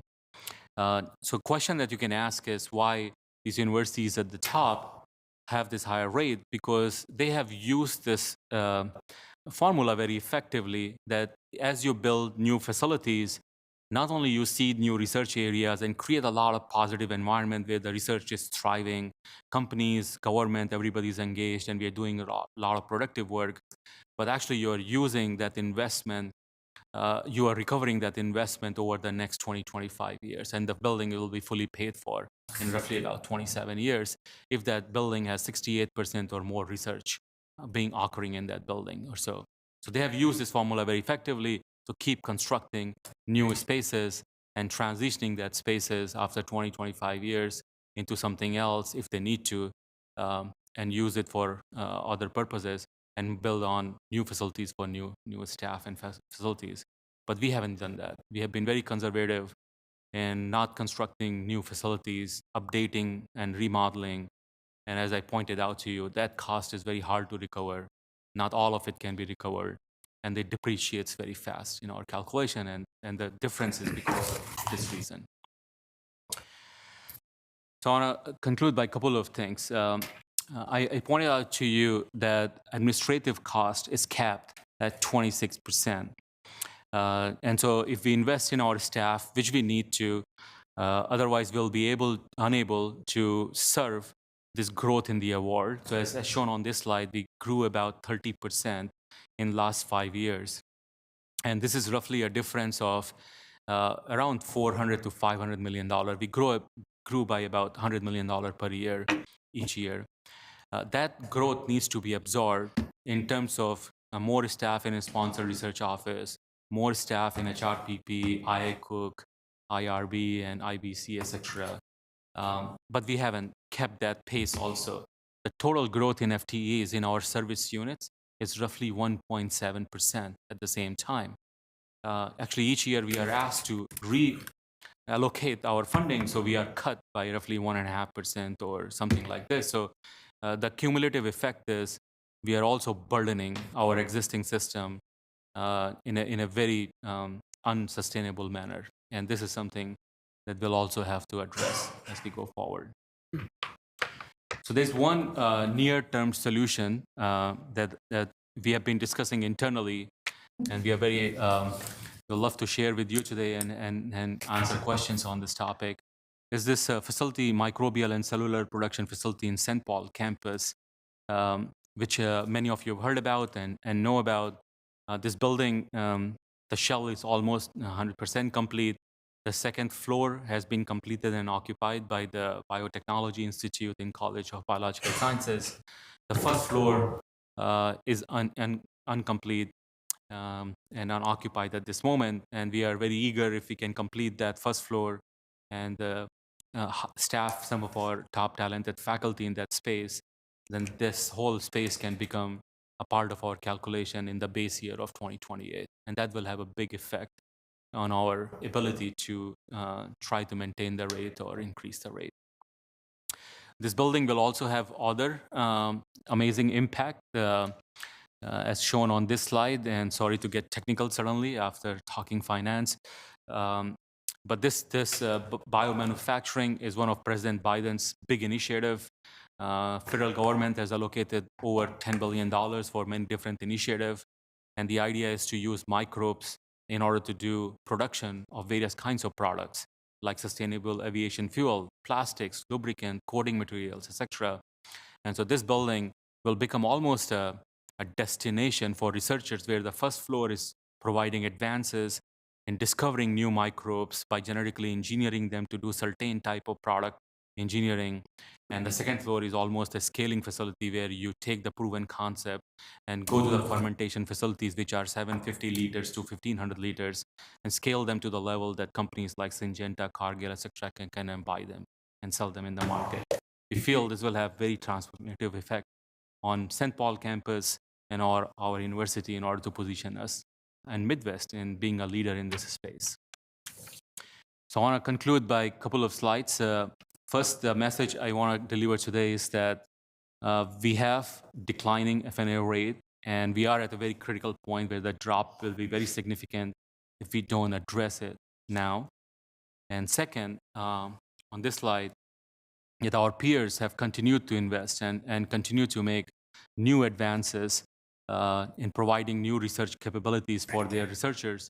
And so this is a double-edged sword that not only they are creating a more competitive environment for the researchers, but also they are having a higher amount of return on that investment, which facilitates not only their ranking, but also provides them more operational capability to address many needs on the campuses. So we hope the message is that we need to brainstorm together and collectively, hopefully, identify a pathway on how we can sustain this rate, and hopefully, as a function of time, start to grow our rate, which will address many, many different aspects. And it's one number, but it's amazing how this one number connects to so many things that we see in our campus. So thank you very much, Chair Meron, for this opportunity. And thank you, members of the committee, for listening to me today. Thank you. Before we open it up for discussion, President Cunningham, would you like to comment? I would. Thank you so much. With much thanks to the team for putting this presentation together on about a week's notice. So I'm very grateful. I want to it's a very complicated topic, and I appreciate the technical components. I want to maybe just take it up a level for one moment so people really understand, so when I understood our F&A rate dropped, I almost passed out. So when our researchers apply for grants, let's say they apply for a $100 grant to do the work they have to do in the lab. They receive, in addition to that $100 direct costs that they talked about, they receive a certain percent on the dollar to cover all the other costs that are associated with that. So currently here at Minnesota, you're receiving 54% for every dollar. Our peers are receiving 58, 59, 60, 65, 70, 75% on the dollar. So we apply with the same great science, get reviewed by the same great peer committees.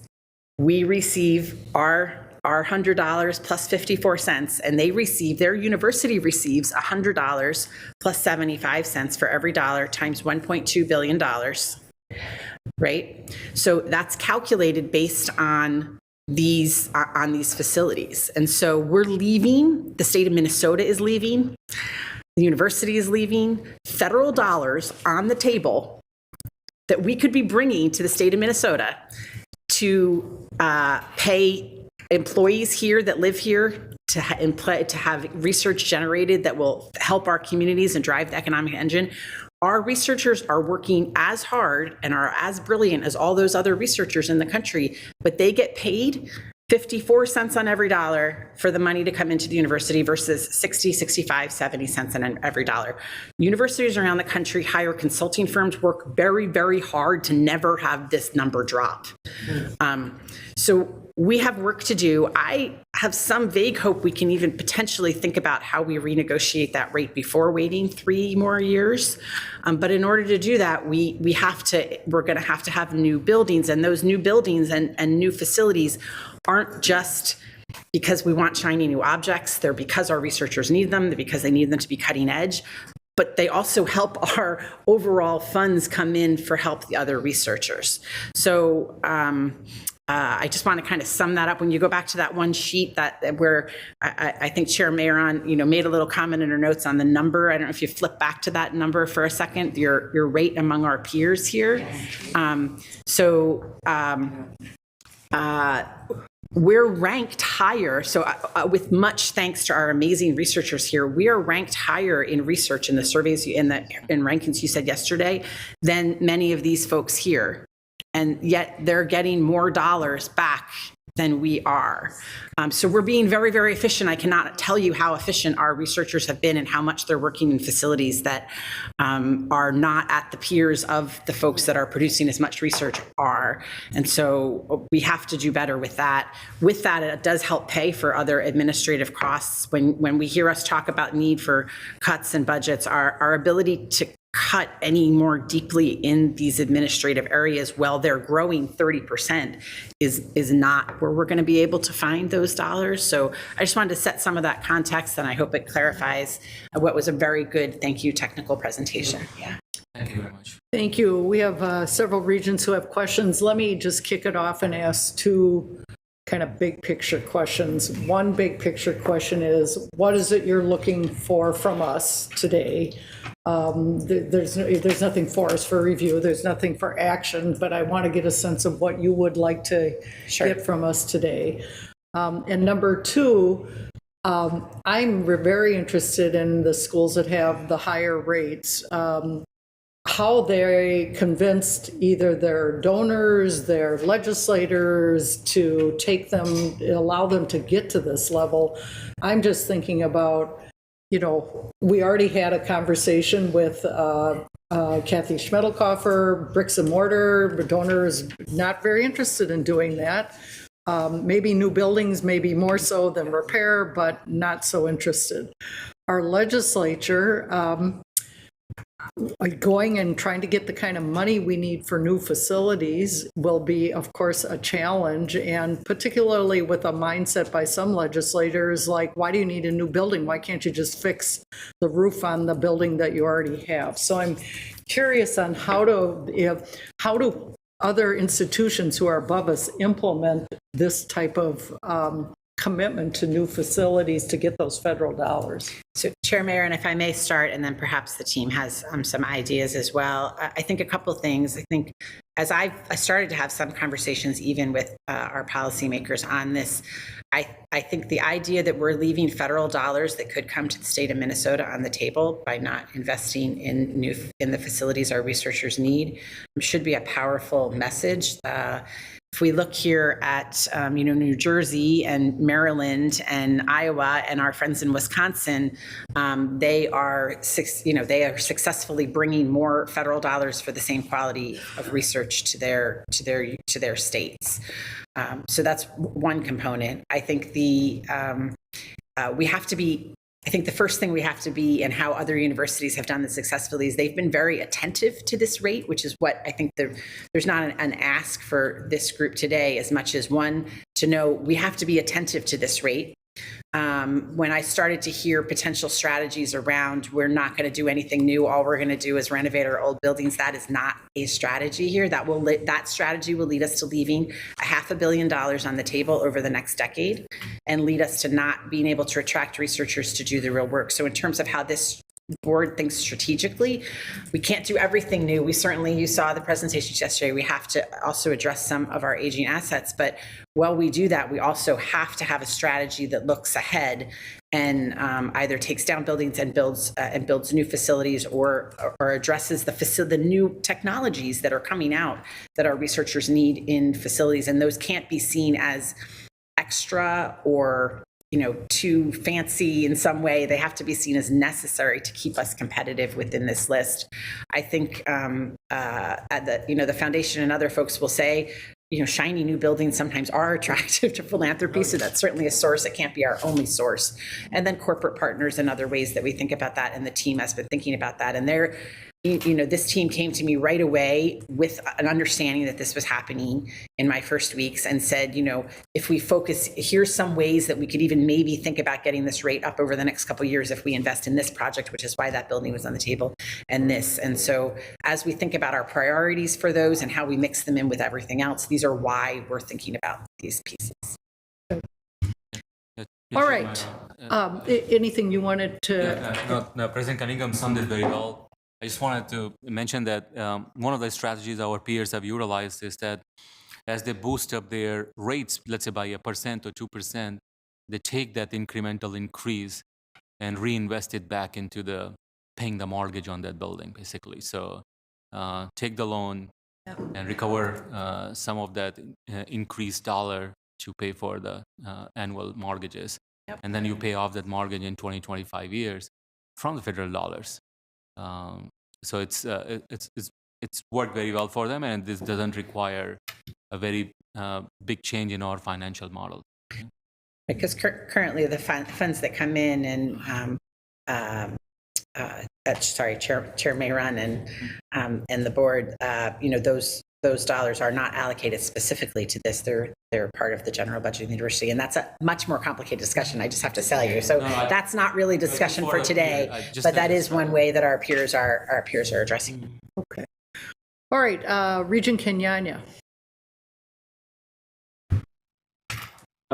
Thank you very much, Madam Chair, Vice President Priya. I think the president actually answered one of my questions right there, and it's that I guess I didn't understand that when the FNA funds come back, they're unrestricted, as I'm now understanding, because I was thinking, no. Okay. Sorry. Okay. Apparently that's not correct. Yes. Okay, that's incorrect. Sorry, go ahead, Madam President. Yeah. Sorry, it would be a longer, Chair Mayor Regent Kenyanya, it would be a longer conversation, but it would be not accurate to say that the funds are unrestricted in their expected uses. And we could give you more of that detail over time. It is complicated. There is an ability, and some schools do use some portion of those to pay back building and components on the debt, but to say they're fully unrestricted would not be fair either, and I couldn't do it justice, and at some point I'd be happy to get that input back to you on how those are used. Yeah. Okay, thank you, President Cunningham, Madam Chair. Yeah, and I will have that sidebar at some point, but I guess I'm just trying to understand that interplay.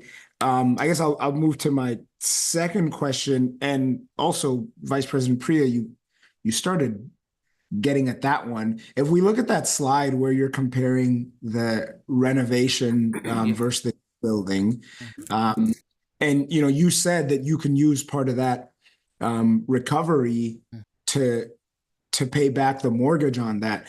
For example, looking at this $100 million project, the 27 years depreciation at the rates we see there, without an exact number, how close does that, if you invest that $100 million over the life of that building, what are you netting in terms of recovery?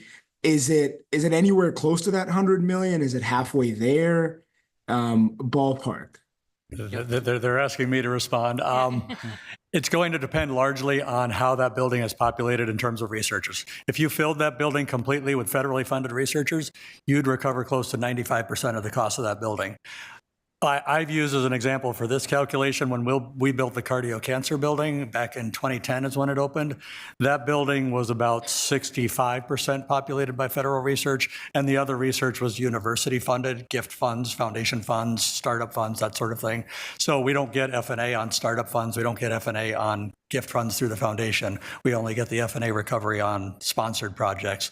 So if you populated a building with 100% organized research, we'd recover close to 95% of the cost of it. If you did like the Cardio Cancer Center building, it's going to be 70%, 60%, somewhere in that range. So it really depends on how the building is populated, how it's used in the end. Thank you very, very much, and I'll wrap up, Madam Chair. That's useful to know, just for the reasons Vice President Priya said, because that's compelling to me. It is somewhat of a gamble, but I'm pretty confident in gambling on our researchers and whatnot, and their ability to go out and get the grants. Obviously, the 95% is ideal, but even if you land, I'm just glad to hear it's not 10, 20%. But if you land at 60%, 50% even, and that other 50% is being used towards mission, some other aspect of mission, whether teaching, this half of the building is research, and then over here we have these labs for undergraduate students. That makes a lot of sense to me. So I'm glad to hear that we have the ability to do that, and I would definitely be supportive of at least thinking more about that and exploring that. So thank you. Thank you. Regent Davenport. Thank you, Chair Maron. I'll pick up on some of the earlier comments, and I've always found this a mystery, and I wish I would have had read your book earlier in my career, because every dollar counts, whether you have a small recovery or you're on the higher end, every dollar counts. So my takeaway in this is the urgency. This is a huge and urgent issue for us, so I'm glad we didn't wait any longer, because this urgency needs to be presented to the legislature with our request and the consequences, because 27, 28 is so upon us. And my question really probably is even beyond that, but I'm wondering,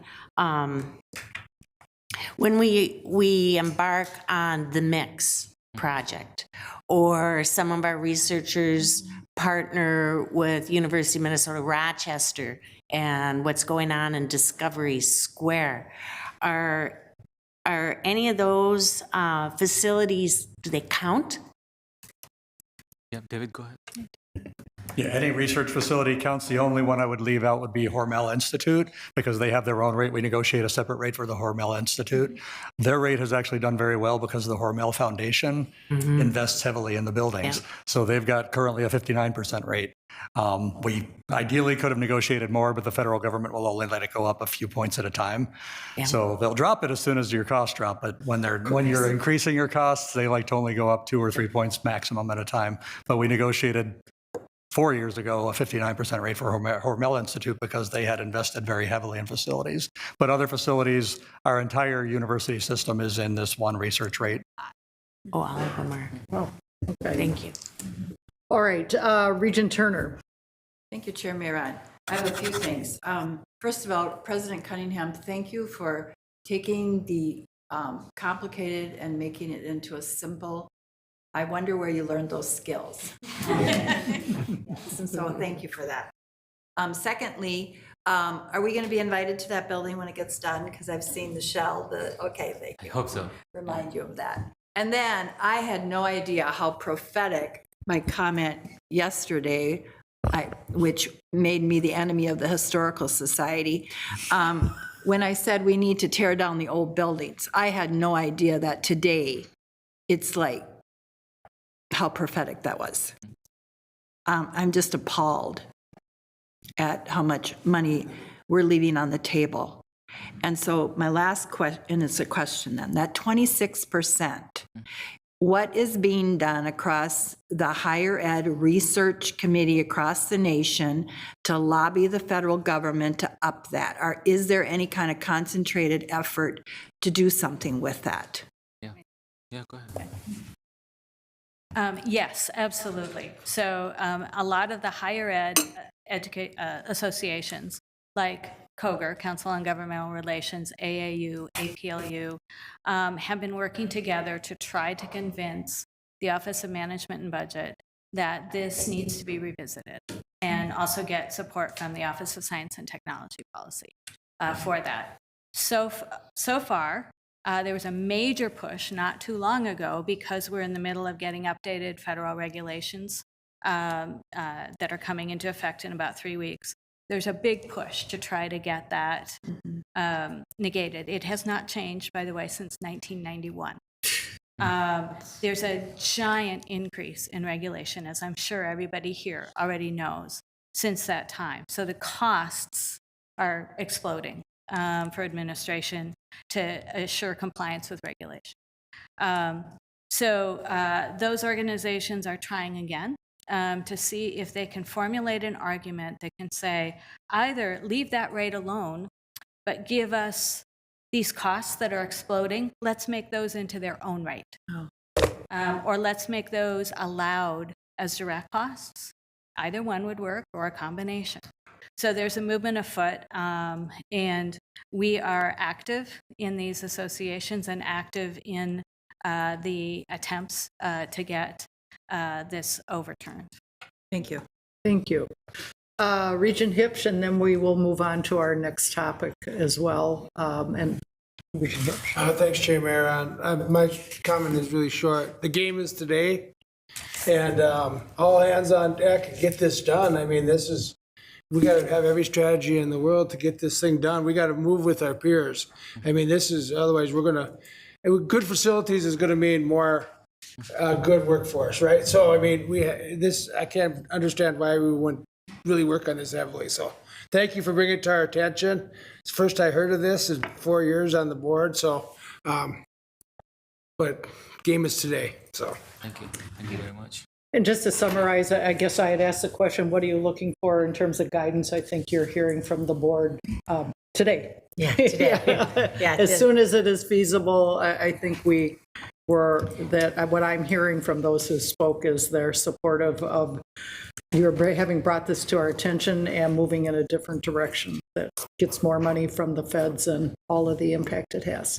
Thank you very much, Chair Mayor. And as we look ahead and think about our building plans and how we spend our money, that we will then take into consideration our need to both invest in new facilities as well as to continue the asset preservation we have. And you'll hear that story, I think, that we'll hope to tell then also at the state. And then also, it is also a good way to make partners with our donors, in that this also helps us increase actually the research dollars available for things beyond the building that they're putting into.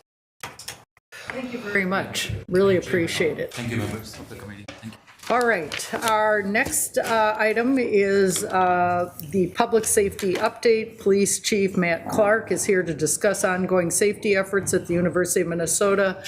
Chief Clark, as soon as you're situated, begin.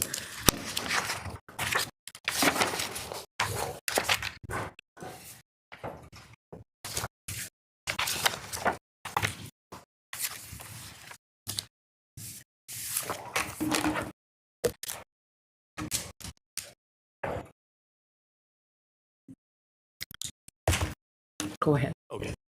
Good morning, Madam Chair, Regents, and President Cunningham. Today I'll be presenting on safety programming and prevention, and as well crime statistics. I'll start with our back-to-school safety plan, which we've done for a number of years. The first part of it is we heard from our students in our surveys that transit was a safety concern, so we have UMPD riding trains and on the transit and light rail stations again in September.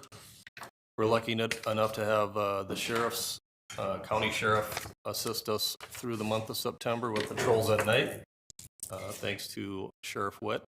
And then the State Patrol helped us with transportation patrols. There's a lot of construction and things going on around campus and off campus, so they were with us with this last week with the start of school. And finally, MPD's really stepped up and helped us with overtime shifts in Dinkytown through the summer and into the fall. But I'm just going to interrupt 1 second. You talk about luck. I don't think this is luck. I think kudos to you and the administration for working with all these groups to bring them to the table to assist us. Thank you, Madam Chair. I appreciate that. They're still down in personnel, but relationships helps, and they definitely have been putting a lot of officers working with us at night. Thank you. Thank you. Some of the safety program we want to touch on, we heard from the students, and I think as well the Regents last year, they really like the turnstiles in Pioneer. Thanks to University Services, we teamed up with them to add turnstiles in 17th Avenue, Res Hall, and Middlebrook as well. We also had added high visibility signage to our blue phones. They're not used often for 911 calls, but they are platforms for our camera systems, and they're in key areas where we need to have a view if anything happens day or night. We're also adding additional building hour changes. You'll see later in the presentation that I think that has a direct effect on theft and crime in our buildings. Thanks to the provost, we're working with different deans and colleges to change their hours to make sure that the buildings are as secure as possible. And that, again, from our surveys, is what students have been asking for, is secure buildings as much as possible. And then finally, we're adding additional youth security to McNamara and working with them at their request. Other items on safety programming and prevention. Last academic year, we had 12 self-defense classes. Those are always full, and we're going to continue to host those with our engagement team. We did 28 active threat trainings. We did 112 campus resource and situational awareness trainings. And we always have our yearly leadership summit with students and also our spring safety summit. In terms of active threat, we had 589 people take our online course. We'd love to promote that more. We get a lot of questions on how do we respond to an active threat, and anytime we can support our campus community taking that online course, we want to promote that. We talked a little bit about our in-person classes, and additionally, we're researching and evaluating our classroom locks with facilities management across the system. We want to move from not only locking our exterior doors automatically when we need to, but also classrooms in key areas across the campus. Other programming and prevention items. We worked specifically in crisis intervention and mental health. That's a key spot that we focus on, not only with UMPD, but public safety. We just launched our mental health video, talking to students and campus community about how to report crisis and how to work with individuals on campus that might be in crisis and how to use the services on campus. We hired a social worker, co-responder, and homeless advocate.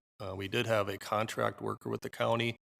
We found that worked out really well, but what worked out better, and thanks to President Cunningham and her support, we were able to move this person into more of a co-responder role. And that means working directly with officers out on campus to advocate for anyone that needs social services and homeless services. And then finally, this fall, at the end of the semester, we'll again support the Be Kind to Your Mind program that is a collaboration of our mental health service providers across the campus, where we promote mental health. That's especially true when you get to finals week, the first semester, and we want to make sure that we're promoting all of those services with our campus community. One kind of highlight for our program at Public Safety is our Community Service Officer program. As you might know, funding was approved 2 years ago to add additional community service officers. Those are non-armed, non-sworn personnel that have a uniform that patrol campus and just off campus. We found that it is a really great program. It adds visibility, but it also adds additional services to anyone on campus. And we are fully staffed there. We have 1 manager and 12 individuals. One other thing you should know is that we've hired 6 to 7 community service officers into UMPD. The eventual goal as a community service officer is to be a UMPD officer. And one of the things we found is the community service officers really do learn service first, and they learn how to work with the campus community. And those are the officers we want to hire, people that are focused on service, that are focused on being a part of the campus and enjoy working with young adults and with the campus community. Another item we're adding this fall is our interactive crime campus map. And for that, if you want to, you can look up on the our website daily crime information. That would include dates on when a crime occurred, what type of crime, and what building that occurred in. So it's something interactive that anyone on campus can look at. You see that with other municipalities, and we want to be as transparent as possible about incidents that happen on campus and inform our campus community. Just off campus, we have our off-campus safety center that opened September 6th. During the day, we have safety education and programming there. That includes the programs I just talked about, self-defense, active threat, situational awareness. And we're already getting students asking to use the safety center for their student groups and different educational classes. At night, we have a safe study space with university security monitors present. Anyone can use their U-card at 3:30, get in, and have a study space there until 11 o'clock. And then at night, we have our safety ambassadors and our Somali Youth Link working out of the safety center. I do want to point out Nick Wars is here. I'll ask him to stand up. He walked around campus with President Cunningham this weekend, and off campus, I should say, in Dinkytown. Thank you, Nick. He's been a great advocate as our community engagement director, and he really put a lot of work into the safety center, and I'm just amazed by the response from students who say that Starbucks is overcrowded in Dinkytown and they want a space to study in. So they were really positive when we opened the center about having a space that they could U-card in and use at any time. So thank you, Nick, for all of your work. I'll also like to thank Calvin Phillips and Megan Thule from Student Affairs are here today. They helped us promote the Safety Center, but they also promote a lot of our programming on campus. And that partnership is key, making sure students use those services and use our programs and attend that. So thank you, Student Affairs. I'll move on to violent crimes. And I was asked to take a different perspective on violent crime to look at what you see across the country. And the map here is what we usually use, what it's called is the Uniform Crime Report from 2022.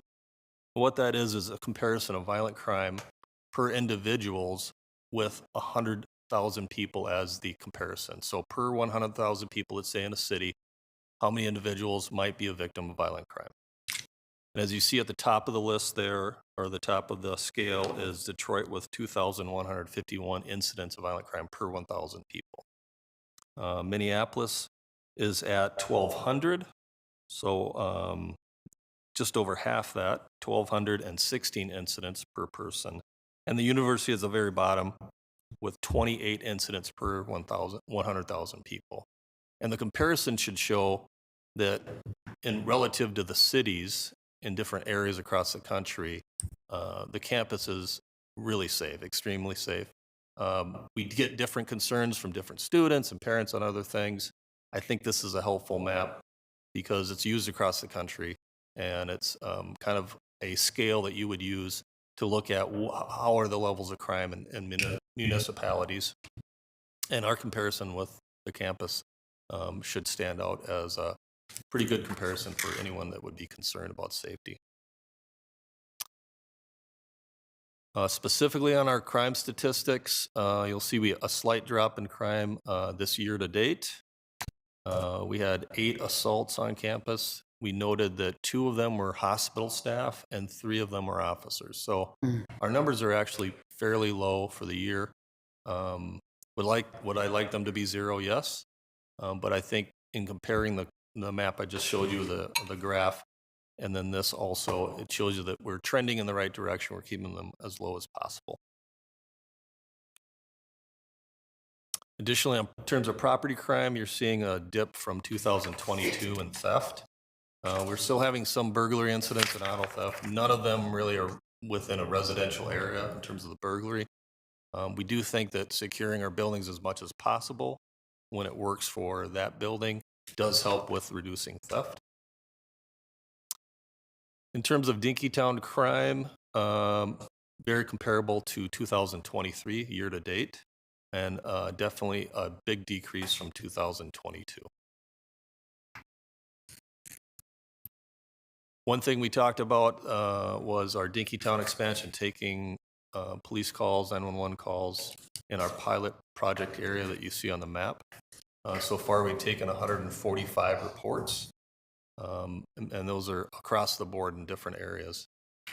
We want to remain responsive to our campus community, and going off campus for this area seems to work so far with our staffing. The next slide shows that we've taken 469 calls in that area since March 28th when the program started.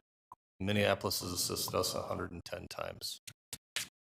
So far, we've put in 5,800 hours of overtime in Dinkytown. And one thing I was asked to present and talk about was just the second precinct. So there's 5 Minneapolis police precincts. The second precinct is Northeast and Southeast Minneapolis. And in Marcy Holmes, Dinkytown obviously is part of Marcy Holmes. One of the things that we should note is the second precinct usually comes in the lowest or second lowest of precincts for crime and violent crime. And the second precinct really helped us with focusing on Dinkytown. When we opened the safety center, the mayor, Chief O'Hara, and others from the city were present, and they really committed to remaining in that area, being visible and working with us. And that partnership's key, and I think you see that with not only the city's commitment, but also in the police precinct where Dinkytown resides. And with that, Madam Chair, that's the end of my report. All right, thank you very much for this. I have 2 questions before we open it up to Regents. First of all, just looking at this slide here on Dinkytown, it calls for service starting March 28th of this year, 2024. MPD responded to 110 and we responded to 469. Why isn't this reversed, given Dinkytown is not in our jurisdiction and we are assisting because it's important to us? Madam Chair, good question. So that's just in the area where we said we would take calls, that 10-block area between 4th and University. We take about 20,000 calls on campus a year, but we knew that they were unable to get to the service calls when we started the program March 28th in time that we thought was reasonable. Okay. And what we're trying to show here is in that 10-block area, we're going to be committed to taking those calls for mostly our campus community. And MPD is actually kind of helping us in that whenever we might have a call in another area. But we're going to continue to do that with our staffing levels. We think that we can manage that additional 10 blocks, even though it does take us away from campus a bit. It is an area that's key for the campus. Thank you. Second question had to do with the slide where you showed the University of Minnesota, the yellow line was at the bottom on the 100,000, where you're talking about a percentage of per 100,000 violent crimes. When you talk about us being at the bottom there, the gold line, is that just the U of M campus or does that include Dinkytown? Madam Madam Chair, that's just Dinkytown, or just the campus. Okay. Okay, and the last question I had, this presentation, these slides are great in terms of communicating to us all that we are doing to address safety. How are you getting this message out to the community and to our students about what we're doing as well in a way that they'll actually read it, hear it, and absorb it? Oh, Madam Chair, thanks for the question. We'll post these slides. We also post all of our crime information on our website. But I have a perfect person here, Nick Juarez, and our engagement team to promote this information through all of their programming and prevention education. Thank you. Thank you very much. Regent Turner. Thank you, Chair Mayron. I need to address the 2 hospital staff thing. So East and West Bank, do they have their own hospital security on top of your staff? Are they fully staffed? Do they have workplace violence committees that they assess these, that are written into law that they have to have? Do they have all of these? Are the staff trained on an annual basis? I work at North Memorial. I know what North Memorial does, but I feel compelled to ask about this because every incident of this kind of thing just makes my heart sick. And you first. Madam Chair and Regent Turner, yes, they do. They have their own security, Fairview Security. We work directly with them. If there's an incident that the security can't handle, they call us. So we do go to the hospital quite a bit. We take any assaults seriously, and we work with the staff to determine the level of crime that might be committed. It depends, obviously, being in the business, sometimes it's not a intentional act, but when it is, and when hospital staff are assaulted, we definitely take that seriously, investigate it. And we have made arrests on that. And I can't tell you on these 2 particular cases, but I can find out if you'd like. In terms of training, we train with them quite often, and I usually meet with Fairview and their security directors and managers. We have meetings and discuss specifically those issues, but I will bring those up in the next meeting as well. Thank you. Considering that hospital staff or healthcare is 12 times greater chance of a violent incident than any other profession. I didn't get the last part. They're 12 times greater chance of having a violent incident perpetrated on them than any other profession. And Madam Chair and Regent Turner, yes, I agree there's a high risk being in that position, and that's definitely why we're there. Thank you. Thank you. President Cunningham. If I may, Chair Mayron and Regent Turner, I remind you we're in a partnership with the operations of our hospitals, and so I would need to check further, but I suspect that their entire security is based out of Fairview and is less in our jurisdiction in general, although I'm sure there's mutual aid and other components. But that's out of the realm really of the scope of this conversation, although you and I deeply share the issues around workplace violence and have lived through those, so and how important they are. I think as we think about our healthcare staff going forward and our partnerships, that's something how we take care of our people is going to be really important for us to think about as we think about emerging relationships. Thank you. All right, Regent Farnsworth, and then we're going to have to move on to committee reports. We still have our closed meeting to address as well. Regent Farnsworth. Thank you, Chair Mayron. Very briefly, I just want to thank the Chief, as always, for your thoughtful and detailed presentation to us. One comment and one question. I want to echo pretty much everything President Cunningham said about this off-campus safety center. I had the pleasure of joining her for that walk, along with a bunch of other university staff and leadership and community members this past Saturday, and getting to check out the off-campus safety center myself, which has been something that I've been excited about for a long time. I could talk for 10 more minutes about how great it was, but I'm just going to say I echo everything the president said. Appreciate the Chief covering it as well. And really just, aside from and in addition to all the safety related things there, the Chief mentioned it from a study space perspective. There's going to be an awesome student experience value add for us in Dickeytown, because quite frankly, there isn't a lot of places to go study in that area as well.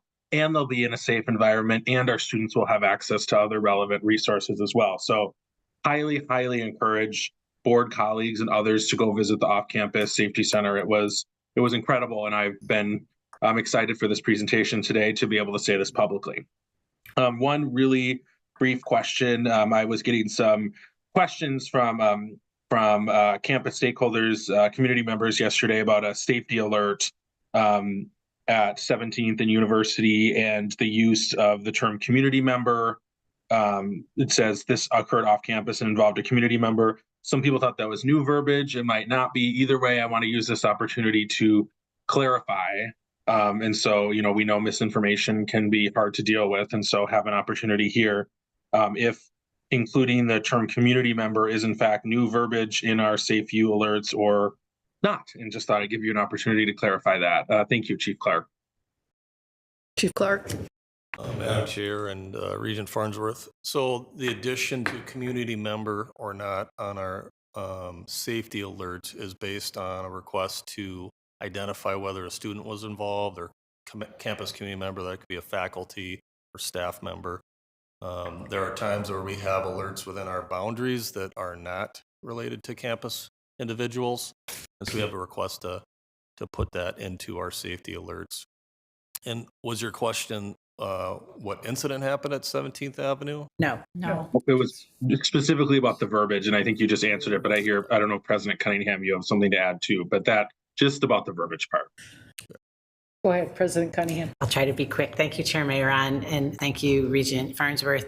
The language you'll see in the alerts, I think it's important for and I think it's our university community. Maybe we need to add university to that community to not confuse it from being outside of our community. So that language we could play with, but is meant to indicate whether the incident, the safe alert, has been impacted our faculty, staff, or students directly or not. We know the vast majority of crime across the country happens between people who know each other, who have some existing issue going on. And although we may see alerts that we certainly all want to know about within any area of the places that we live, it's also important to distinguish what many of those are and are seen on the news, I might add, from things that are actually involving our university community members or not. And of course, sometimes they do as well, but that's an effort to help clarify that. And that's typical around the country and how it's presented. And I appreciate the chief updating their protocols. And maybe we can talk about changing the word to be university community members so it doesn't mean to implicate that it's a non-university community member. Both are important, and we care about the people in our communities, regardless of whether there are faculty, staff, or students or not. And I think the Safety Center helps all of the people who live in that community member, regardless if they're a university community member or not. But since these are campus alerts and university alerts being put out, I think it's important for us also to note the difference. I think that update makes a lot of sense. Thank you. Thank you.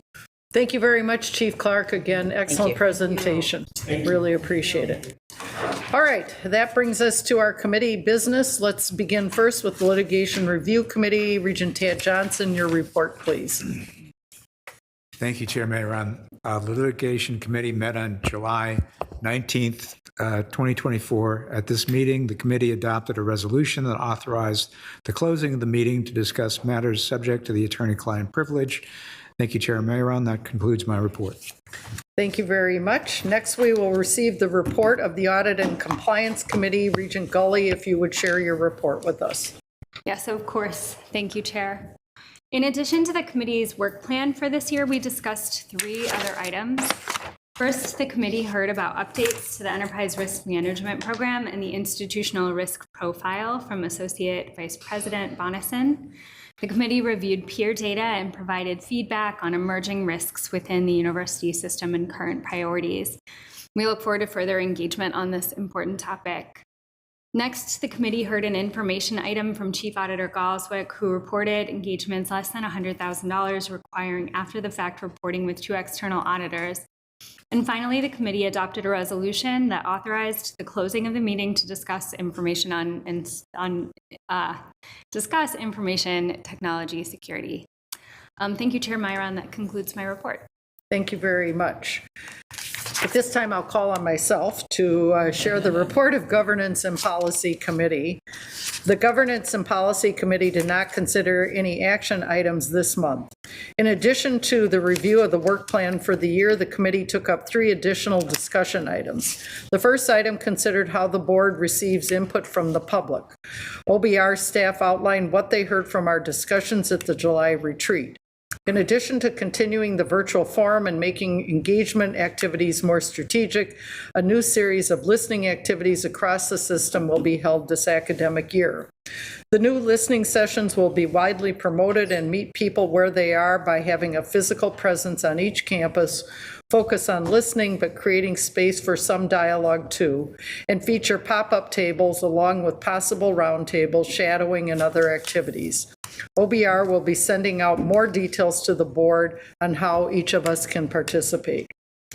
Also included in the committee's discussion was the motion regarding public input at regularly scheduled meetings, which was referred to the committee at the board's December 2023 meeting and had been discussed at the July retreat, and the process for requests to be made to appear before the board is currently defined by our bylaws.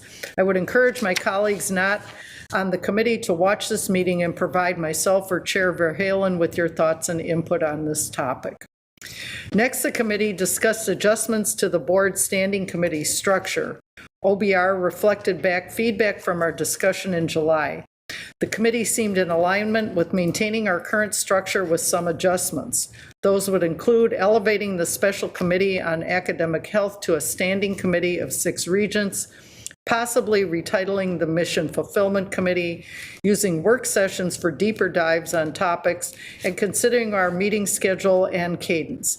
Again, I would encourage regents not on the committee to provide feedback to committee members with your thoughts as well by reviewing the video on this matter. Finally, the committee heard an overview of the Board of Regents Policy Code of Conduct for members of the Board of Regents. This starts a 6-year comprehensive review of the policy. If there are areas or items that you think that you have run into within the policy that you think should be adjusted or discussed by the committee, please let myself or Chair Verhalen know. Thank you. That concludes the report of Governance and Policy Committee. Next, we will receive the reports of Mission Fulfillment and Finance and Operations. Their reports will note those items the committee approved on behalf of the board. We will start first with the Finance and Operations Committee. Regent Hipsch, your report, please. Chair Mayor, the Finance and Operations Committee unanimously approved 3 items on behalf of the board this month. Those items are 1 collective bargaining agreement, the Rochester campus plan, and the consent agenda, which included central reserves, general contingency allocations, 2 employment agreements, 1 real estate transaction, and the sale of educational broadband service channels. There were no other actions this month. Thank you. This concludes my reports. Thank you. For the Mission Fulfillment Committee, Regent Ruth Johnson, your report, please. Mission Fulfillment Committee approved 1 action item on behalf of the board this month. That item is the consent report. This includes academic program changes and the conferral of tenure. There were no other action items approved this month. Thank you, Chair Mayron. That concludes my report. Thank you. Now turning to the Special Committee on Academic Health, Regent Wheeler, would you share your report? Thank you, Chair Mayron. The Special Committee on Academic Health did not have any action items. We considered 2 items. The first is the work plan that we would encourage any regents not serving on that committee to give information to feedback to Co-Chair Johnson and I, Vice Chair Johnson and I. We intentionally left space for additional updates on mHealth Fairview and the university's academic and clinical enterprise as those items develop. The second item provided the special committee with an update on the joint strategic plan for the university's 6 health sciences, as was recommended by the governor's task force. The rest of the board also heard about the draft plan yesterday, since it was included as a component of the president's recommended fiscal year 26-27 biennial budget request, intent on supporting Minnesota as the healthiest state. The discussion in the Special Committee for Academic Health provided us with an opportunity to give feedback on the framework for the draft plan. Specifically, the committee enthusiastically supported the 4 goals of the plan: expanding access by reducing workforce shortages. Number 2, reducing healthcare inequities through partnership. Number 3, improving healthcare quality and health close to home. And number 4, transforming health outcomes through innovation. Based on that input, the final plan will return to us next month as we move forward for formal board endorsement. That will also provide the administration time to circle back to stakeholders to look at the draft plan as it reflects, making sure it reflects their input and what additional adjustments might be needed. I will note that the draft plan does not yet include how it will be shaped through our clinical partnerships. The implementation of the strategic plan will certainly be influenced by our continued discussions with Fairview and other clinical partnerships we have across the state. As those conversations come into clearer focus, the special committee will take up topics that will help to show how our academic and clinical enterprises and partnerships will interact and align with each other. The special committee looks forward to those discussions in the months to come. We also welcome very much the input from those of you not on the committee. Thank you, Chair Mahron. That concludes my report. Thank you. That concludes our committee reports and brings us to old business. Is there any old business to come before the board? Seeing none, hearing none. Is there any new business to come before the board? Seeing none, hearing none. We will, at this time, we're going to take a short break. Then we will take up the resolution to conduct a non-public meeting of the board, or do we need to do that first? The resolution first and then break so they can clear their. Okay, we're going to do the resolution first. Let me lay that out. We're going to do the resolution first to close the meeting to discuss attorney-client privilege matters. Then we're going to take a short break. And my colleagues, if you would like to grab your lunch and bring it back in while we conduct that attorney-client privilege session, that is fine. And we will return here in 10 minutes. So tight schedule, so grab your lunch if you'd like and come back in. So at this time, would you read the resolution? Madam Chair, the resolution is Regents of the University of Minnesota resolution to conduct non-public meeting of the Board of Regents to discuss attorney-client privilege matters. Whereas, based on the advice of the General Counsel, the Board of Regents have balanced the purposes served by the open meeting law and by the attorney-client privilege and determined that there is a need for absolute confidentiality to discuss litigation strategy in particular matters involving the University of Minnesota. Now, therefore, be it resolved that in accordance with Minnesota Statutes 13D.01 subdivision 3 and 13D.05 subdivision 3B, a non-public meeting of the Board of Regents be held on Friday, September 13th, 2024 in the Boardroom 600 McNamara Alumni Center for the purpose of an attorney-client privilege discussion of litigation, including the following: 1, In re College Athlete NIL litigation; 2, Carter v. NCAA; 3, Hubbard v. NCAA. All right, is there a motion? So moved. Is there a second? Second. Any discussion? All those in favor of the motion, please say aye. Aye. Aye. All those opposed to the motion, please say no. The motion is approved. At this time, we will take a 10-minute break and then return for the closed meeting.